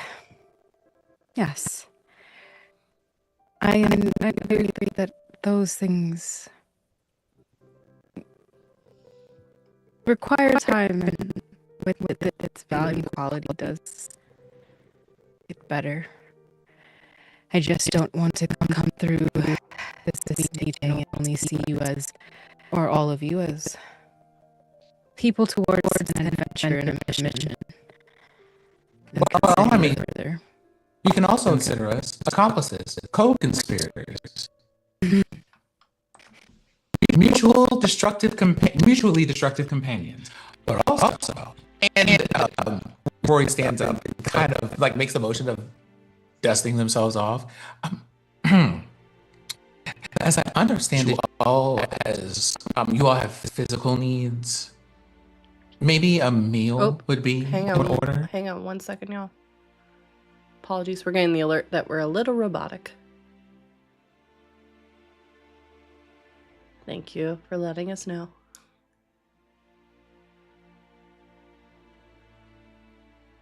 Waiting to get word that we are okay.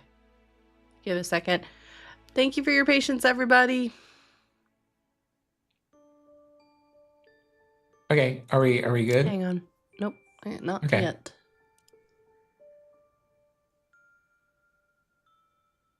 Do.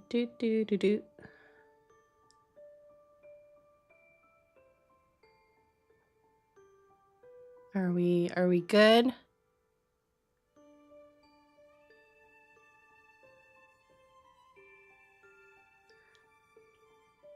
Okay, why don't we're getting requests to do a sound check real quick. So it apparently started right around the time that you were talking, Mots. Can you test real quick?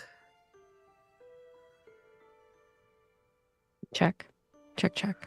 Hello. This is Bots. Okay, let's go over to Sin. Lipstick, high heels, hairstyle. Love it. Okay. Check. And Fair.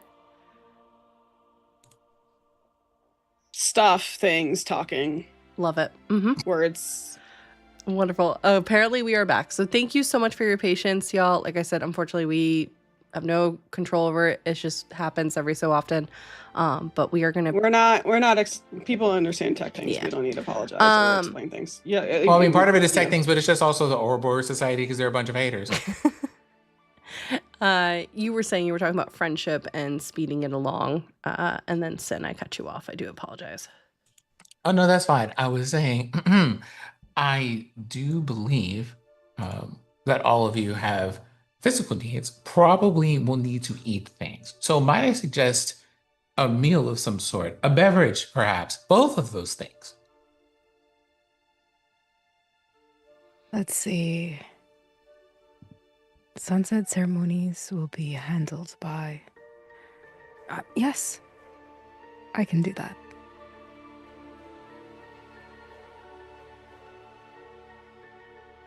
I could eat. I will have to decline for tonight just because I still have some more work to do, but I think it would be good for the three of you to chat a bit more, get to know each other more before meeting with Hildegard.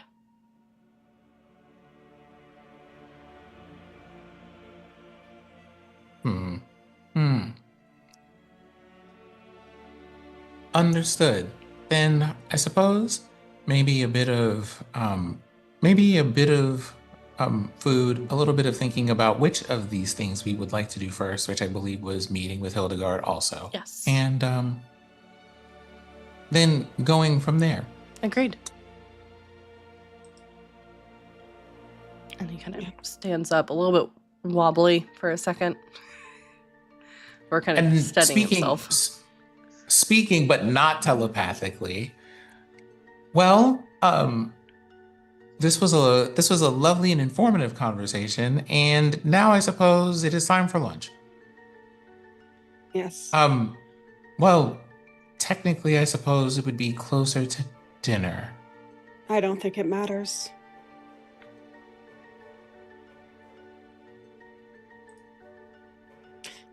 You can drop the formalities next time. Kind of looks in your direction, but doesn't say anything further. Just gives a nod. But Like, I'm not going to. yeah, exactly. Just kind of like, okay. All right. We'll let you know what we find out. It'd be appreciated. And let me know if there are things that I can do to support. As he quickly kind of raises a finger up real quick, and you see him slowly move over to his desk to get the earrings that he had shown you all in the vision out from the desk. And you see these kind of 3 silver earrings that look like they will wrap perfectly around with a very small diamond. I put mine on.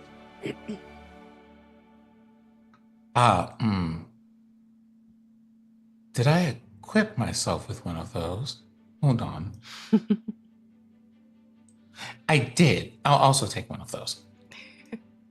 I'm checking to see if you have ears. Yeah. What an unusual oddity for this. Modified sending stone. Something to that effect. I'll add this to my notes for later. And puts the earring on.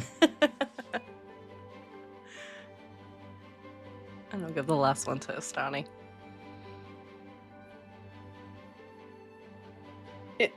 Just mechanically, it's each of us has 1 call per 2 days. Correct. Okay. Sure. Basically a lifeline that you can use every 2 days. Yep. So we have 3. So we have like 3 that we can use. Correct. Okay. Yep.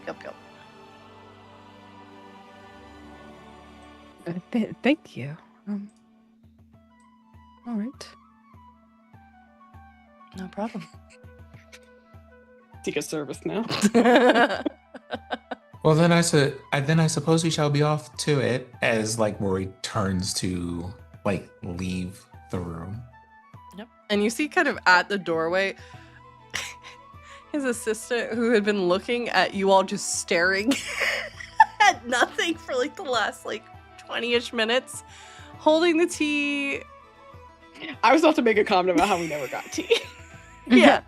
Holding the tea, holding the requested like things, and then sees you all getting up and go, okay, all right then. Have a great rest of your day. Just, Oh wait, what tea was this? lavender, I I believe. think Jasmine or lavender, I can't Jasmine remember. green tea. Asani, do you mind if I try this? Oh, yes. I just pick the tea up from the tray and drink it. Osani completely forgot they ordered tea. And it tastes pretty yummy. Lovely for this time of the year. I recommend brown sugar the next time you make one of these. I'll be sure to make a note of that. Very fitting for the season. You might want to get the captain something to eat. On it.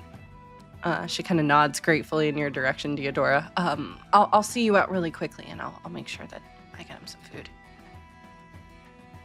So. And you said this person's a dwarf, Yep. a femme dwarf. Correct. Very severe looking, hair pulled back in a bun, but her eyes are somewhat kind. Roll a history check for me, please, actually. Oh boy. You just keep asking me to roll intelligence. No, I'm sorry. Fucking. Oh boy. It's not good. Okay. What did you roll? I'll use Hey, hold up. inspiration. Oh, wait, hold on. What did you roll? Tell me what you rolled. I got a 7. Okay. Okay. Yeah. Oh, so here's what I'm gonna do, right? What were you doing? She was doing a history check.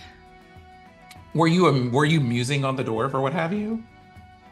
Yeah, I was looking at her, just sort of, I guess trying to get her measure maybe, or just because there's all this intrigue and whatnot going on, and So I just turned back and say, "Hi, Deodora. This is our. Oh, in case you forgot, this was the person that we refused tea from earlier. As I use a portent to make that 7 a 17. Heck yes. Oh, yes. I'm so happy you did damn. it. Okay. Thank you. With that 17, you would know that this lovely little dwarf has been with Tyneal for a long time. She was an intern for him back in Allegris when you were in the barracks, and her name is Cora. She was not deemed fit enough to be part of the Crown's Guard, and she's from a noble family, but it's one of the smaller branches. And Tyneal kind of took not pity on her, but saw potential in her. So instead of sending her home, possibly to shame, he decided to use her expertise to be his receptionist and kind of making sure that, hey, he remembers to eat, and also goes over plans, gives the important missives too, that he can't write something because he is prone to migraines and stuff too. So she's been with him for a while. Okay, so trustworthy then. Mm-hmm. Yeah, she's never Thanks been a problem, I would say. Thanks for still looking after him after all this time. And she kind of nods reassuringly at you. Thank you. Good luck. Not every Crown's Guard needs to be a fighter. You see she looks touched by that comment before nodding in your direction. If I can be of help, let me know. Yeah, thank you, Cora. Good luck, everyone. And she'll shut the door behind you, leading you in the rest of the Ascidian Gate. I'm assuming you all are gonna get the heck out of here and go get some food as well. Astani, you would know of a couple spots around. There's the Boar's Hat. There is, as well, I'm pulling up my notes. There is the Barley and Wine. These are kind of all over. A lot of these are based in the grotto. Good food, good service, a little bit of privacy at each of those. And you won't be breaking the bank either. I think those would be the two that come to mind.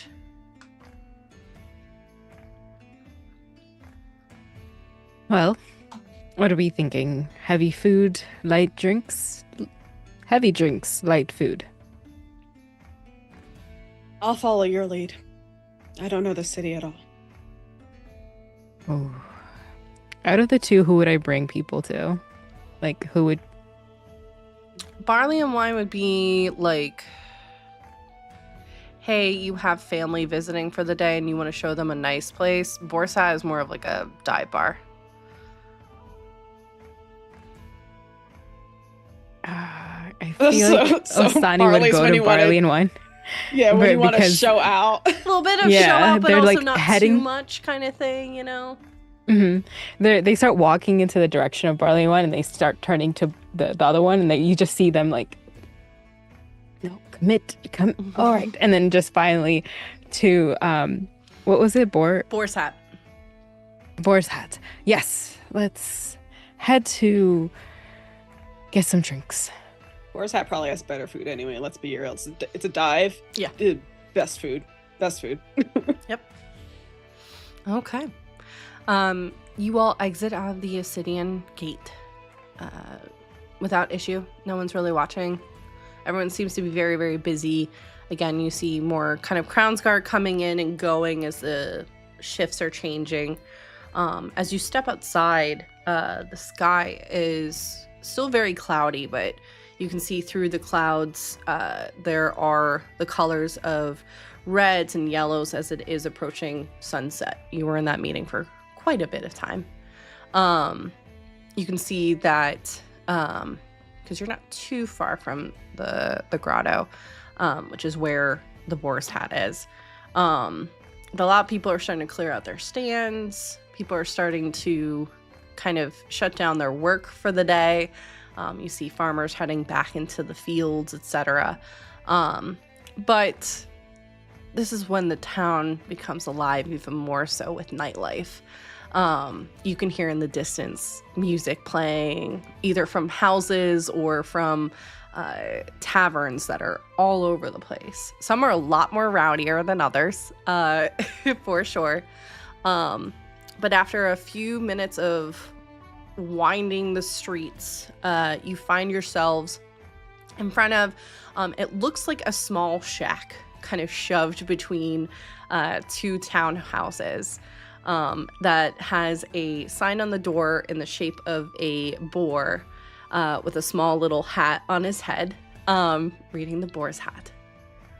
And from what you can tell, there's light music. You don't hear a lot of noise coming out of it.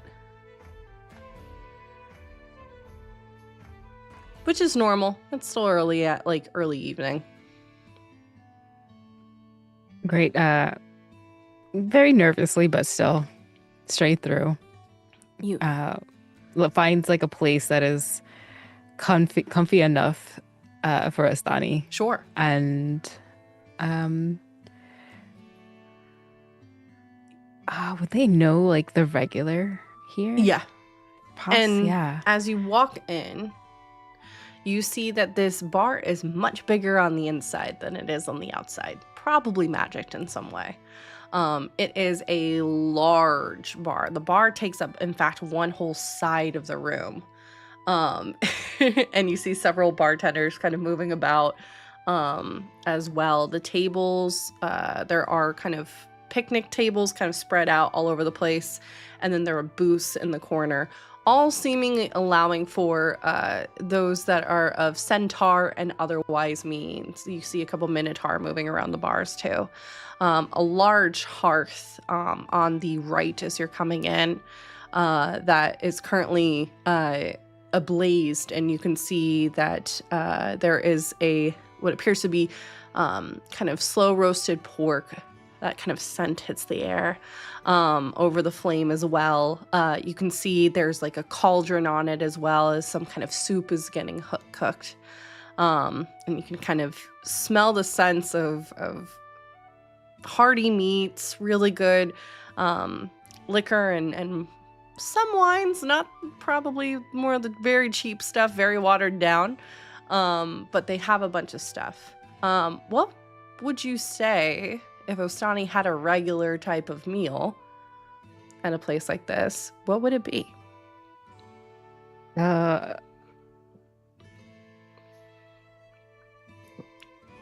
Because I'm to help you, the grotto essentially up until, the last few weeks has been able to get food from everywhere. So if there's seafood, if there's salad, I mean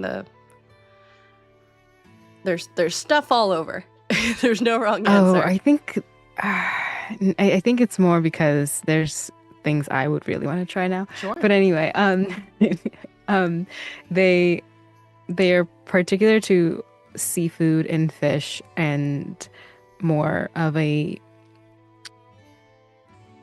temple district kind of diet, just what is like what they could get to eat there.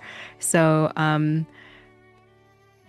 since they're out though, they will try a little bit of everything. Okay. So they'll get, I think, what was it that was the pork? Roasted pork, which is on a skewer.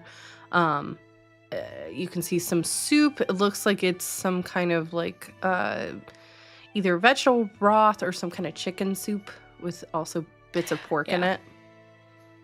Yeah. She starts ordering, and as soon as she starts to get to the third item, she's like, I completely forgot to eat breakfast, I realized. I just dashed here from my room. Well, that explains so much more of this little behavior.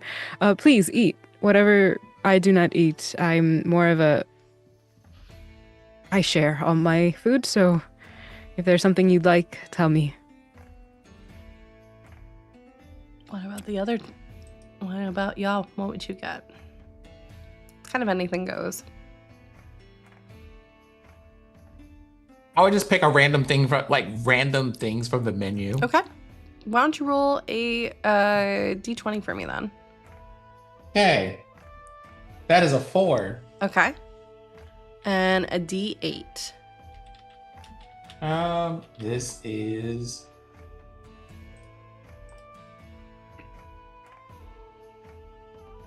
an 8. Okay. You see on the menu that comes on in, they call them little dragon wings. They are Jameson chicken wings with celery and with carrots as well. And it comes with a side of like garlic bread, as well as numerous dipping sauces as well. So you get the little dragon's wings for a potential meal. I think Deodora's gonna have an oxtail stew Ooh. with plantain on the side. I like that. Yummy. And it doesn't take long. It's go on. Nobody eat oxtails though. It will give you worms. I heard it's true. Actual health hazard. Yeah. And it doesn't take long. Your waitress, who is a minotaur, about 6'5", you can see every so often he kind of has to dip his head down from the kind of wooden beams that are exposed and kind of showing at the moment.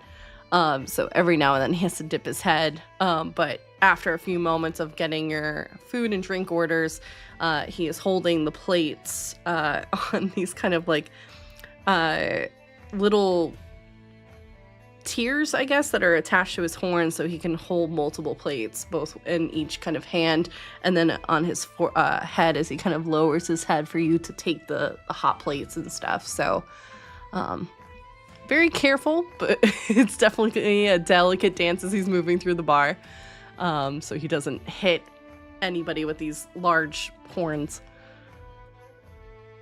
Enjoy. And he'll Thanks. nod in your direction and then head back to the bar. And the food's delicious. Yeah, I think Deodora's like,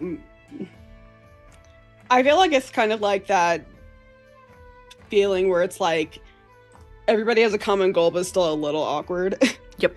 So I think Deodora spends like a good portion of her time kind of like just in her fucking plate, in her bowl, just keeping her mouth full so she just have to attempt to make conversation. Which is how I am in real life. Same. I mean, you've had a very stimulating couple of hours of a meeting, so... Yeah. I think after a long meeting and no breakfast, Osani's just like, oh, look, and just filling in the silences with a small little, like, opinions. Oh, this came out well cooked. That one is. Wow. Oh, let me get this for you. And then just like moving plates around and trying to make sure everything fits. And then just like takes a bite of something. I would like, and just continuously. The silence is filled right now. That's also not with also actual me words. Well, and I think too, maybe the silence is broken up with every now and then you're drinking, which each of you got, whether it was an ale or something else. As your drinks start to, and they're in these giant goblets, because most of them are kind of minotaur size, so they're pretty big. But you can see that there's almost from the wood side, it looks like each of these kind of beams that are helping to support the boar's hat itself looks like it's almost a tree, and there's a little kind of spigot, almost like you would have for like syrup, but instead it's whatever wine or drink, ale that you might be having pops out instead to refill your it's kind of endless beers or whatever you want. It's really funny to have a giant goblet full of water, which is what Theodora primarily drinks. And there is a small kind of bowl and some food that have been set aside for Sparky, who is sitting at your feet. Oh yeah, he naturally he gets some. Yeah, they're fine with animals at this place. You know what? That does remind me. There is like a small gesture of the hand as a penguin appears on the dinner table. Oh my god. Is he wearing a different outfit than this morning, do you think? I think It's the bow Corbin. tie. What kind of question is that? I think Ask. I think Corbin has picked a different type of penguin to be. Okay, what was he before and what is he now? King Penguin versus Emperor Penguin. Yeah. Just something that is a bit more coordinated with the bow tie that he has chosen to wear. Gotcha. Love it. My lord, the people would care to know what you would have this evening for sustenance. And you see this little penguin on the table, Astadi. That's like literally the size fits in Rory's hand. And so wearing a little bow tie and quickly like hitting something against his side. It looks almost like a beret, and it pops out. It's a little top hat that he puts on his head and then takes it off. And he goes, "Finally, I'm being treated the way that I should be. I require the finest of wines. And do I eat meat? I would require a fish." Would you? Oh, I was going to ask if you would like cheeses, but I suppose any particular fish. I mean, fish and cheese, why not? Understood. I asked any of the attending bar staff. Mm-hmm. What fish do you happen to have? We've got salmon, we've got mackerel, we got tuna.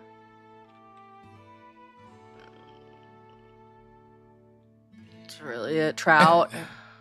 I think. How are we feeling, my lord, about a tuna?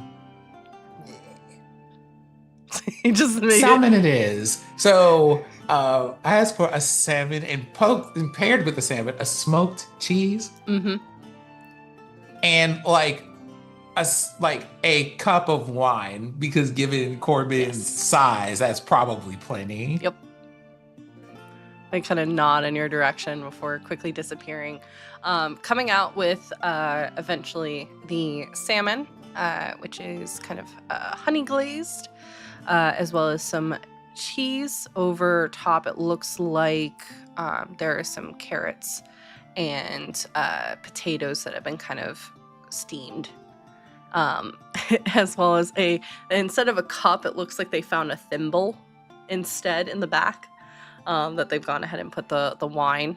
And you see him look at everything, and then the little penguin taps the table, and a small, looks like almost stand, a little table for himself comes in, and he like rips his bow tie off for a minute to make a napkin, and then sits down and starts cutting up his food.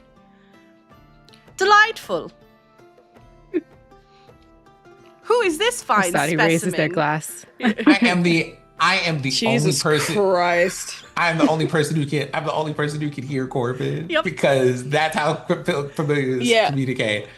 But we could see his gestures, Yes. especially the tipping his hat bullshit. And it's just like, I'm about to knock this penguin off the fucking table. Like, you ready to get the fuck Masani's out like of here with that raising shit. their glass to clink, like, oh, we're Right. So she's pretty. Corbin, you are familiar with Diodora, and I would caution you against trying her patience this evening. Here you will also find our newest companion, Astani. Astani, this is my familiar and longtime friend, Corbin. I think in your head for a minute, Blackstone, you just hear silence, and then just very, very quietly. And you do see that it's very slight. There is a red tinge, and he goes, I have found my queen. And he just nods with his little thimble in your direction, Astani, before taking a sip. Across the communication, there will be no kingdoms in those lands for you to conquer at this or any other time, and I think we should both be quite clear on that. Thank you. Mind your manners. I didn't say anything. I'm just paying a compliment.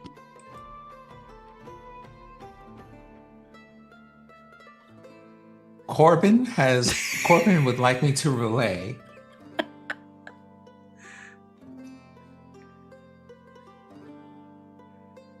that he not having seen a person such as yourself finds you quite beautiful. Thank you, Corbin. Can't believe Corbin is the BBEG of this fucking season. Corbin will get put in the corner this season. It's a little bit of a dramatic. Oh man. It's giving nice guy energy, and I don't like it. Yep, I miss him as a mouse. I'm gonna be real. He was a little bit sassy, but a little chiller as a mouse. He's gotten a little overconfident as a penguin. Is this a thing? And I'd take a moment to have a telepathic dialogue with just Diodora. I just want you to know, I can make him a mouse at some point. Sometimes I leave the forms up to him, but if he does get unruly as a penguin, I can amend that. Theodora just nods her head, and I think at the same moment, without her prompting it, Sparky lifts up, puts his head on the table in front of Corbin, sniffing at him. You see the look of fear in his eyes. An elephant seal. Just appeared at the table very much. I'm like, oh, okay, I gotta behave. And he immediately looks down and starts eating his food. Sparky just sniffing heavily at this bird. Okay. This flightless bird. I want to remind you, Corbin, your ass can't fly, bro. So check yourself. You just hear very quietly, Blackstone. And I think trying to extend, since you had just been talking to Diodora, I'll be good. I promise. Good food. And he just gets back to eating. God, if only it was that easy in real life. I know.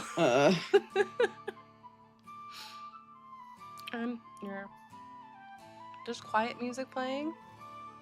Some people are still early in the evening.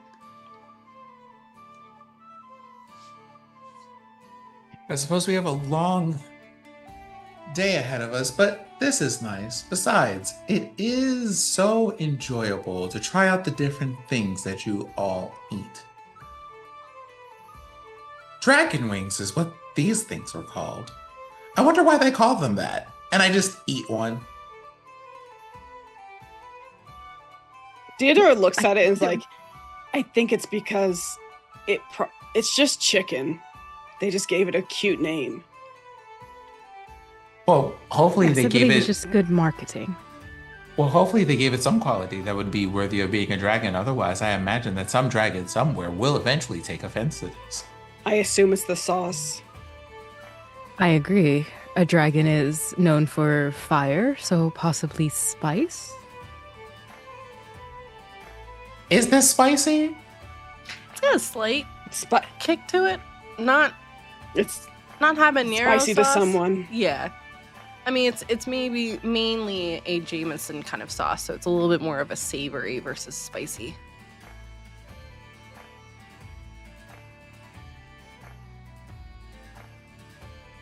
Are you rolling to see if Rory has spice levels? No, Yeah. I wanted to roll to see if I could try to figure out how this flavor is made and try to reproduce it in the future. Oh. Because I have that whole background thing of I want to learn how to cook things because it brings people together. I would say, knowing you, I'm not going to make you roll for it. I think you can pick up the profile pretty quickly. You not need food. But they're just looking down from the plate and the notes and just No, I just make notes about. I'm just you see me eating the food and then making notes on it. Oh, do I need food? No, absolutely not. In fact, I don't need food or water or oxygen or sleep. All of those things. I A very don't know what I would be without one of those things in balance. But you're taking notes. tired. Is there Tired. You would be very tired. Yes, I find that to be very true. Do they? You were talking about this before. Cheesecakes and desserts and possibly savory items. Do you cook? There's a fleeting look at Deodora. One of my more apparently recently discovered interests. Something that is enjoyable, but outside of the parameters of what this particular body was built for.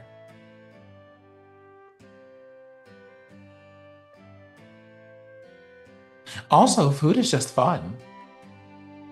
That's true. It is, and they're saying that as they're taking one of the skewers out and kind of pointing in the air with the end, just it is.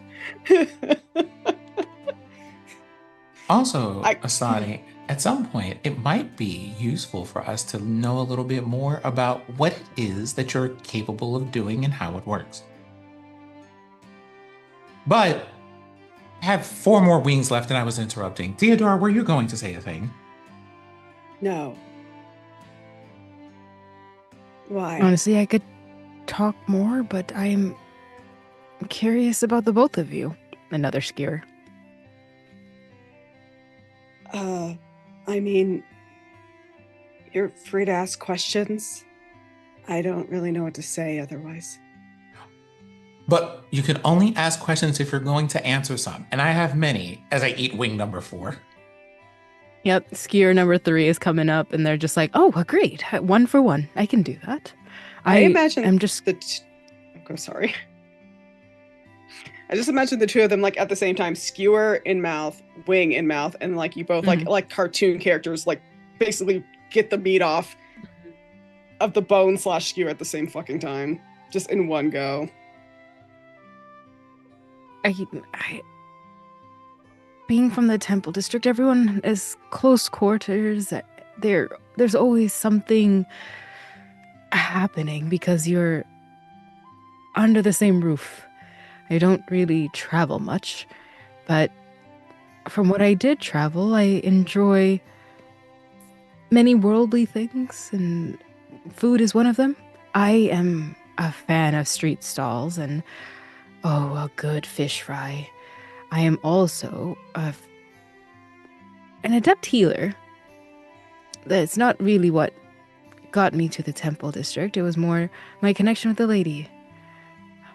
My abilities, however, took a long time to acquire, so there's some depth and spirituality that I could try and explain to you to the best of my ability, but most of it, I leave it to the lady, and that's okay with me. But you two seem to know each other very well, but not to be too frank.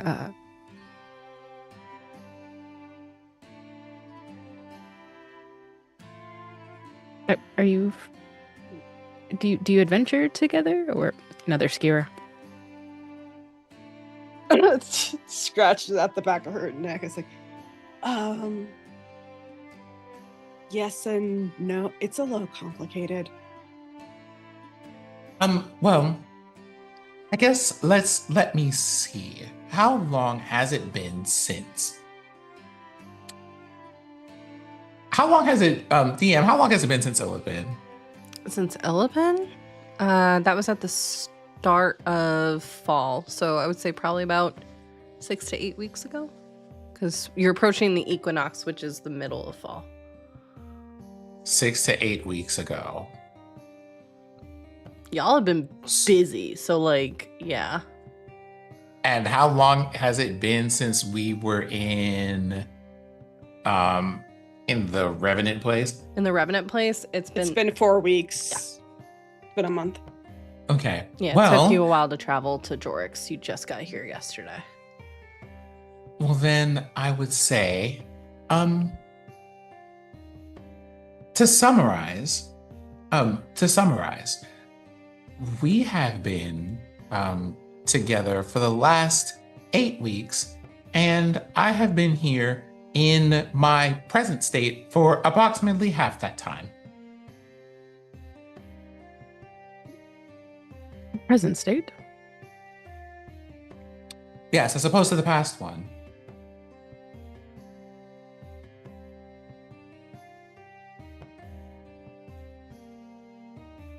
I'm sorry. One second. They're just holding back anything of like, how do I be considerate? Also, should I ask more questions? But Osani's face is clear of like, yes. Present. Well, I am by trade an inventor and a scientist, and my area of expertise happens to be the blending of, I suppose, both faith and science, and or the energy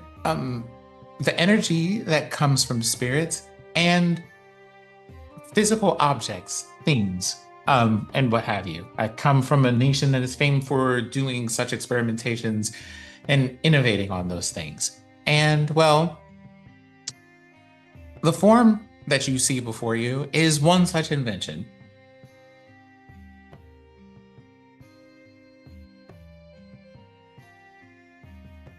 Well, that makes sense of that sentence. Oh, Now, nice to meet you in this current state. I suppose your meeting me here, much like everyone else is meeting me here, is a bit awkward. Technically, I suppose, this wasn't supposed to happen, but alas, it has.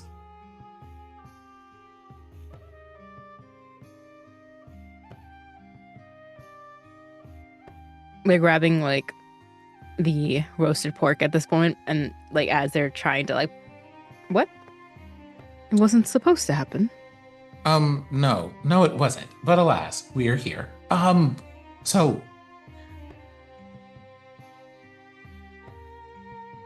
feel feel like these may be the kind of things that you might have been briefed on at the temple or during your time watching the veil and such, but the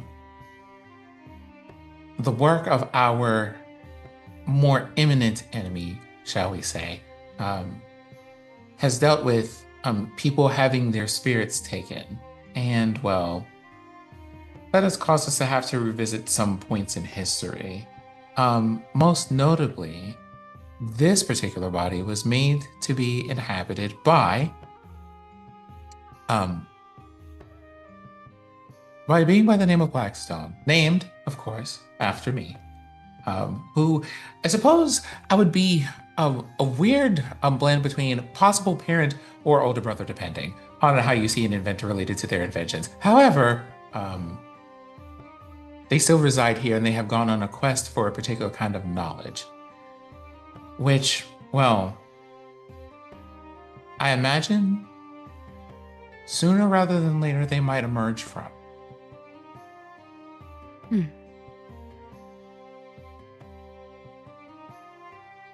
Well, regarding what I know, none of that. No. We've heard of missing people, and I was assigned to this. Mostly told that the commander would have a group meeting, and well, there was some suspicious activity, but I haven't really heard much more detail to what you are telling me. Well, I guess that's why we are all here together in congregation. Are you going to finish that last one? I can trade you some of this for that. Oh, I don't see why not.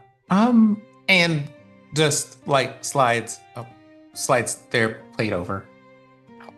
Thank you. It just starts on the last wing.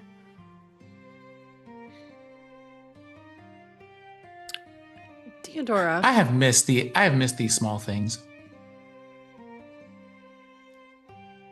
Theodora, as this is kind of happening, Sparky, who has been kind of slowly chewing away at the food at your feet, seems to kind of stop and look out the door. Is the door open? Yeah, it's one of those, like, just Okay. this bar is such a dive bar, it doesn't even have a door properly when it's open, kind of thing. And you have a pretty good view of it because it's just off to the left, and you can see people are milling about as they're heading home, going to the bars and stuff. Night has kind of fallen at this point as the conversation's been carrying and stuff like that, and it's very low. Honestly, it sounds like percussion for a second. But you hear Sparky growl. Like, very, very slight. I'll lean down to him and say, "What is it?" And you feel kind of a pressure in your mind as you two are still kind of building that bond together. But you get a word that comes through. Trouble.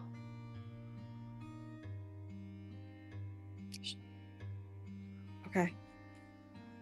That's all. I think Theodora will get up while these two are having a conversation and just go look to see if she can see anything outside. Sure. Doesn't want to alert anybody or alarm anyone. Mm-hmm. And Sparky will but kind just of wants walk to with know. you just to Yeah. kind of be with you. And you see as you near the door, he almost locks in on a scent because immediately he just starts sniffing like a hound dog, sniffing the floor. And you see him kind of moving around the tavern, going all around the room first before starting to go out, looks back to see if you're going to follow. I'm following the whole time. And he heads out of the dive bar immediately to the right.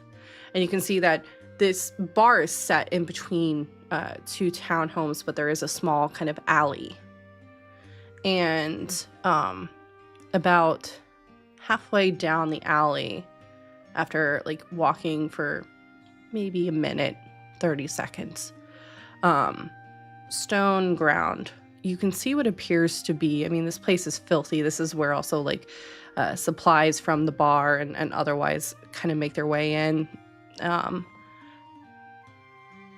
You pick up on this, and it smells like blood. Mm-hmm. Dried blood, about halfway down the alley. Okay. I cautiously move towards it. Okay. And as you do, you can kind of feel Sparky's kind of agitation as you're going, getting more and more uncomfortable. And why don't you roll a perception check for me, please? Oh boy, can I get advantage? Yes, you have advantage because Sparky is there, so. Oh my god. My rolls really reflect Deodora's mood right now. It's fucking wild. It's not good. I'm going to use inspiration. Okay. Because that is... Actually, you said perception. Mm-hmm. It's not bad. 15. Okay. Forgot I have high perception. Okay. As you're kind of moving down towards the blood, which is right by, like, looks like some large kind of boxes with some kind of cloth, maybe some shipment cloth over it. There also seems to be a kind of mirror that either was thrown out or otherwise that has been placed next to it. And it gives you a good view of the angle that it's at up above, where you can see that the sky is kind of cleared a little bit. Still clouds ever present. And as you pass the mirror, I think that locks your gaze for a second. Because it looks a little bit odd. And you blink, look back, it's you. But like for a flicker of a second, it looked like something was off, different. Like something was, like it wasn't me in the reflection. Mm-hmm. Like something was watching. Mm-hmm. Very slight. And you hear Sparky growl even louder as you hear movement kind of from all around you. And Get Blackstone. Or get Rory. I said get Rory. as he's about to take off, shadow starts to come out of the ground, forming several figures around you and even stepping in front of Sparky as well. Who can blink? Yep. But before he does, that is where we're going to end our episode for today. Bitch. I knew you were The gonna do court that, bitch. is now in session. That is where we are going to end for today. As much as I would love to keep going, thank you all so much for hanging out with us today. Why don't we do a go around of who you are, who you've been, and any fun announcements that you are going to be doing this week. Let's jump over to, we'll do reverse order. We'll go Deodora. Fair. Hi, I'm Fair. I've been Theodora, who I guess is getting ambushed. You can follow me on socials at Fairbear, Blue Sky, Twitter, TikTok, not Twitter, never Twitter, Blue Sky, Instagram, TikTok, Twitch. You can also find me over on Dibbles and Dice's channel every Wednesday for The Monster Within, a Vampire the Masquerade campaign where I play Delaney Ashford. You're very sweet, Goth Salubri. I have other stuff and things coming up. You should follow me on Blue Sky. That's where you'll know what I'm doing when I'm doing it. And I'll pass it along to Sin. Okay. I don't know reverse order, so I'm just saying whoever. And you know something that works. So, hi, greetings and salutations and all of those things. I have been Rory today, your resident he, him inventor, who hopefully will be summoned by this dog at some point. Also,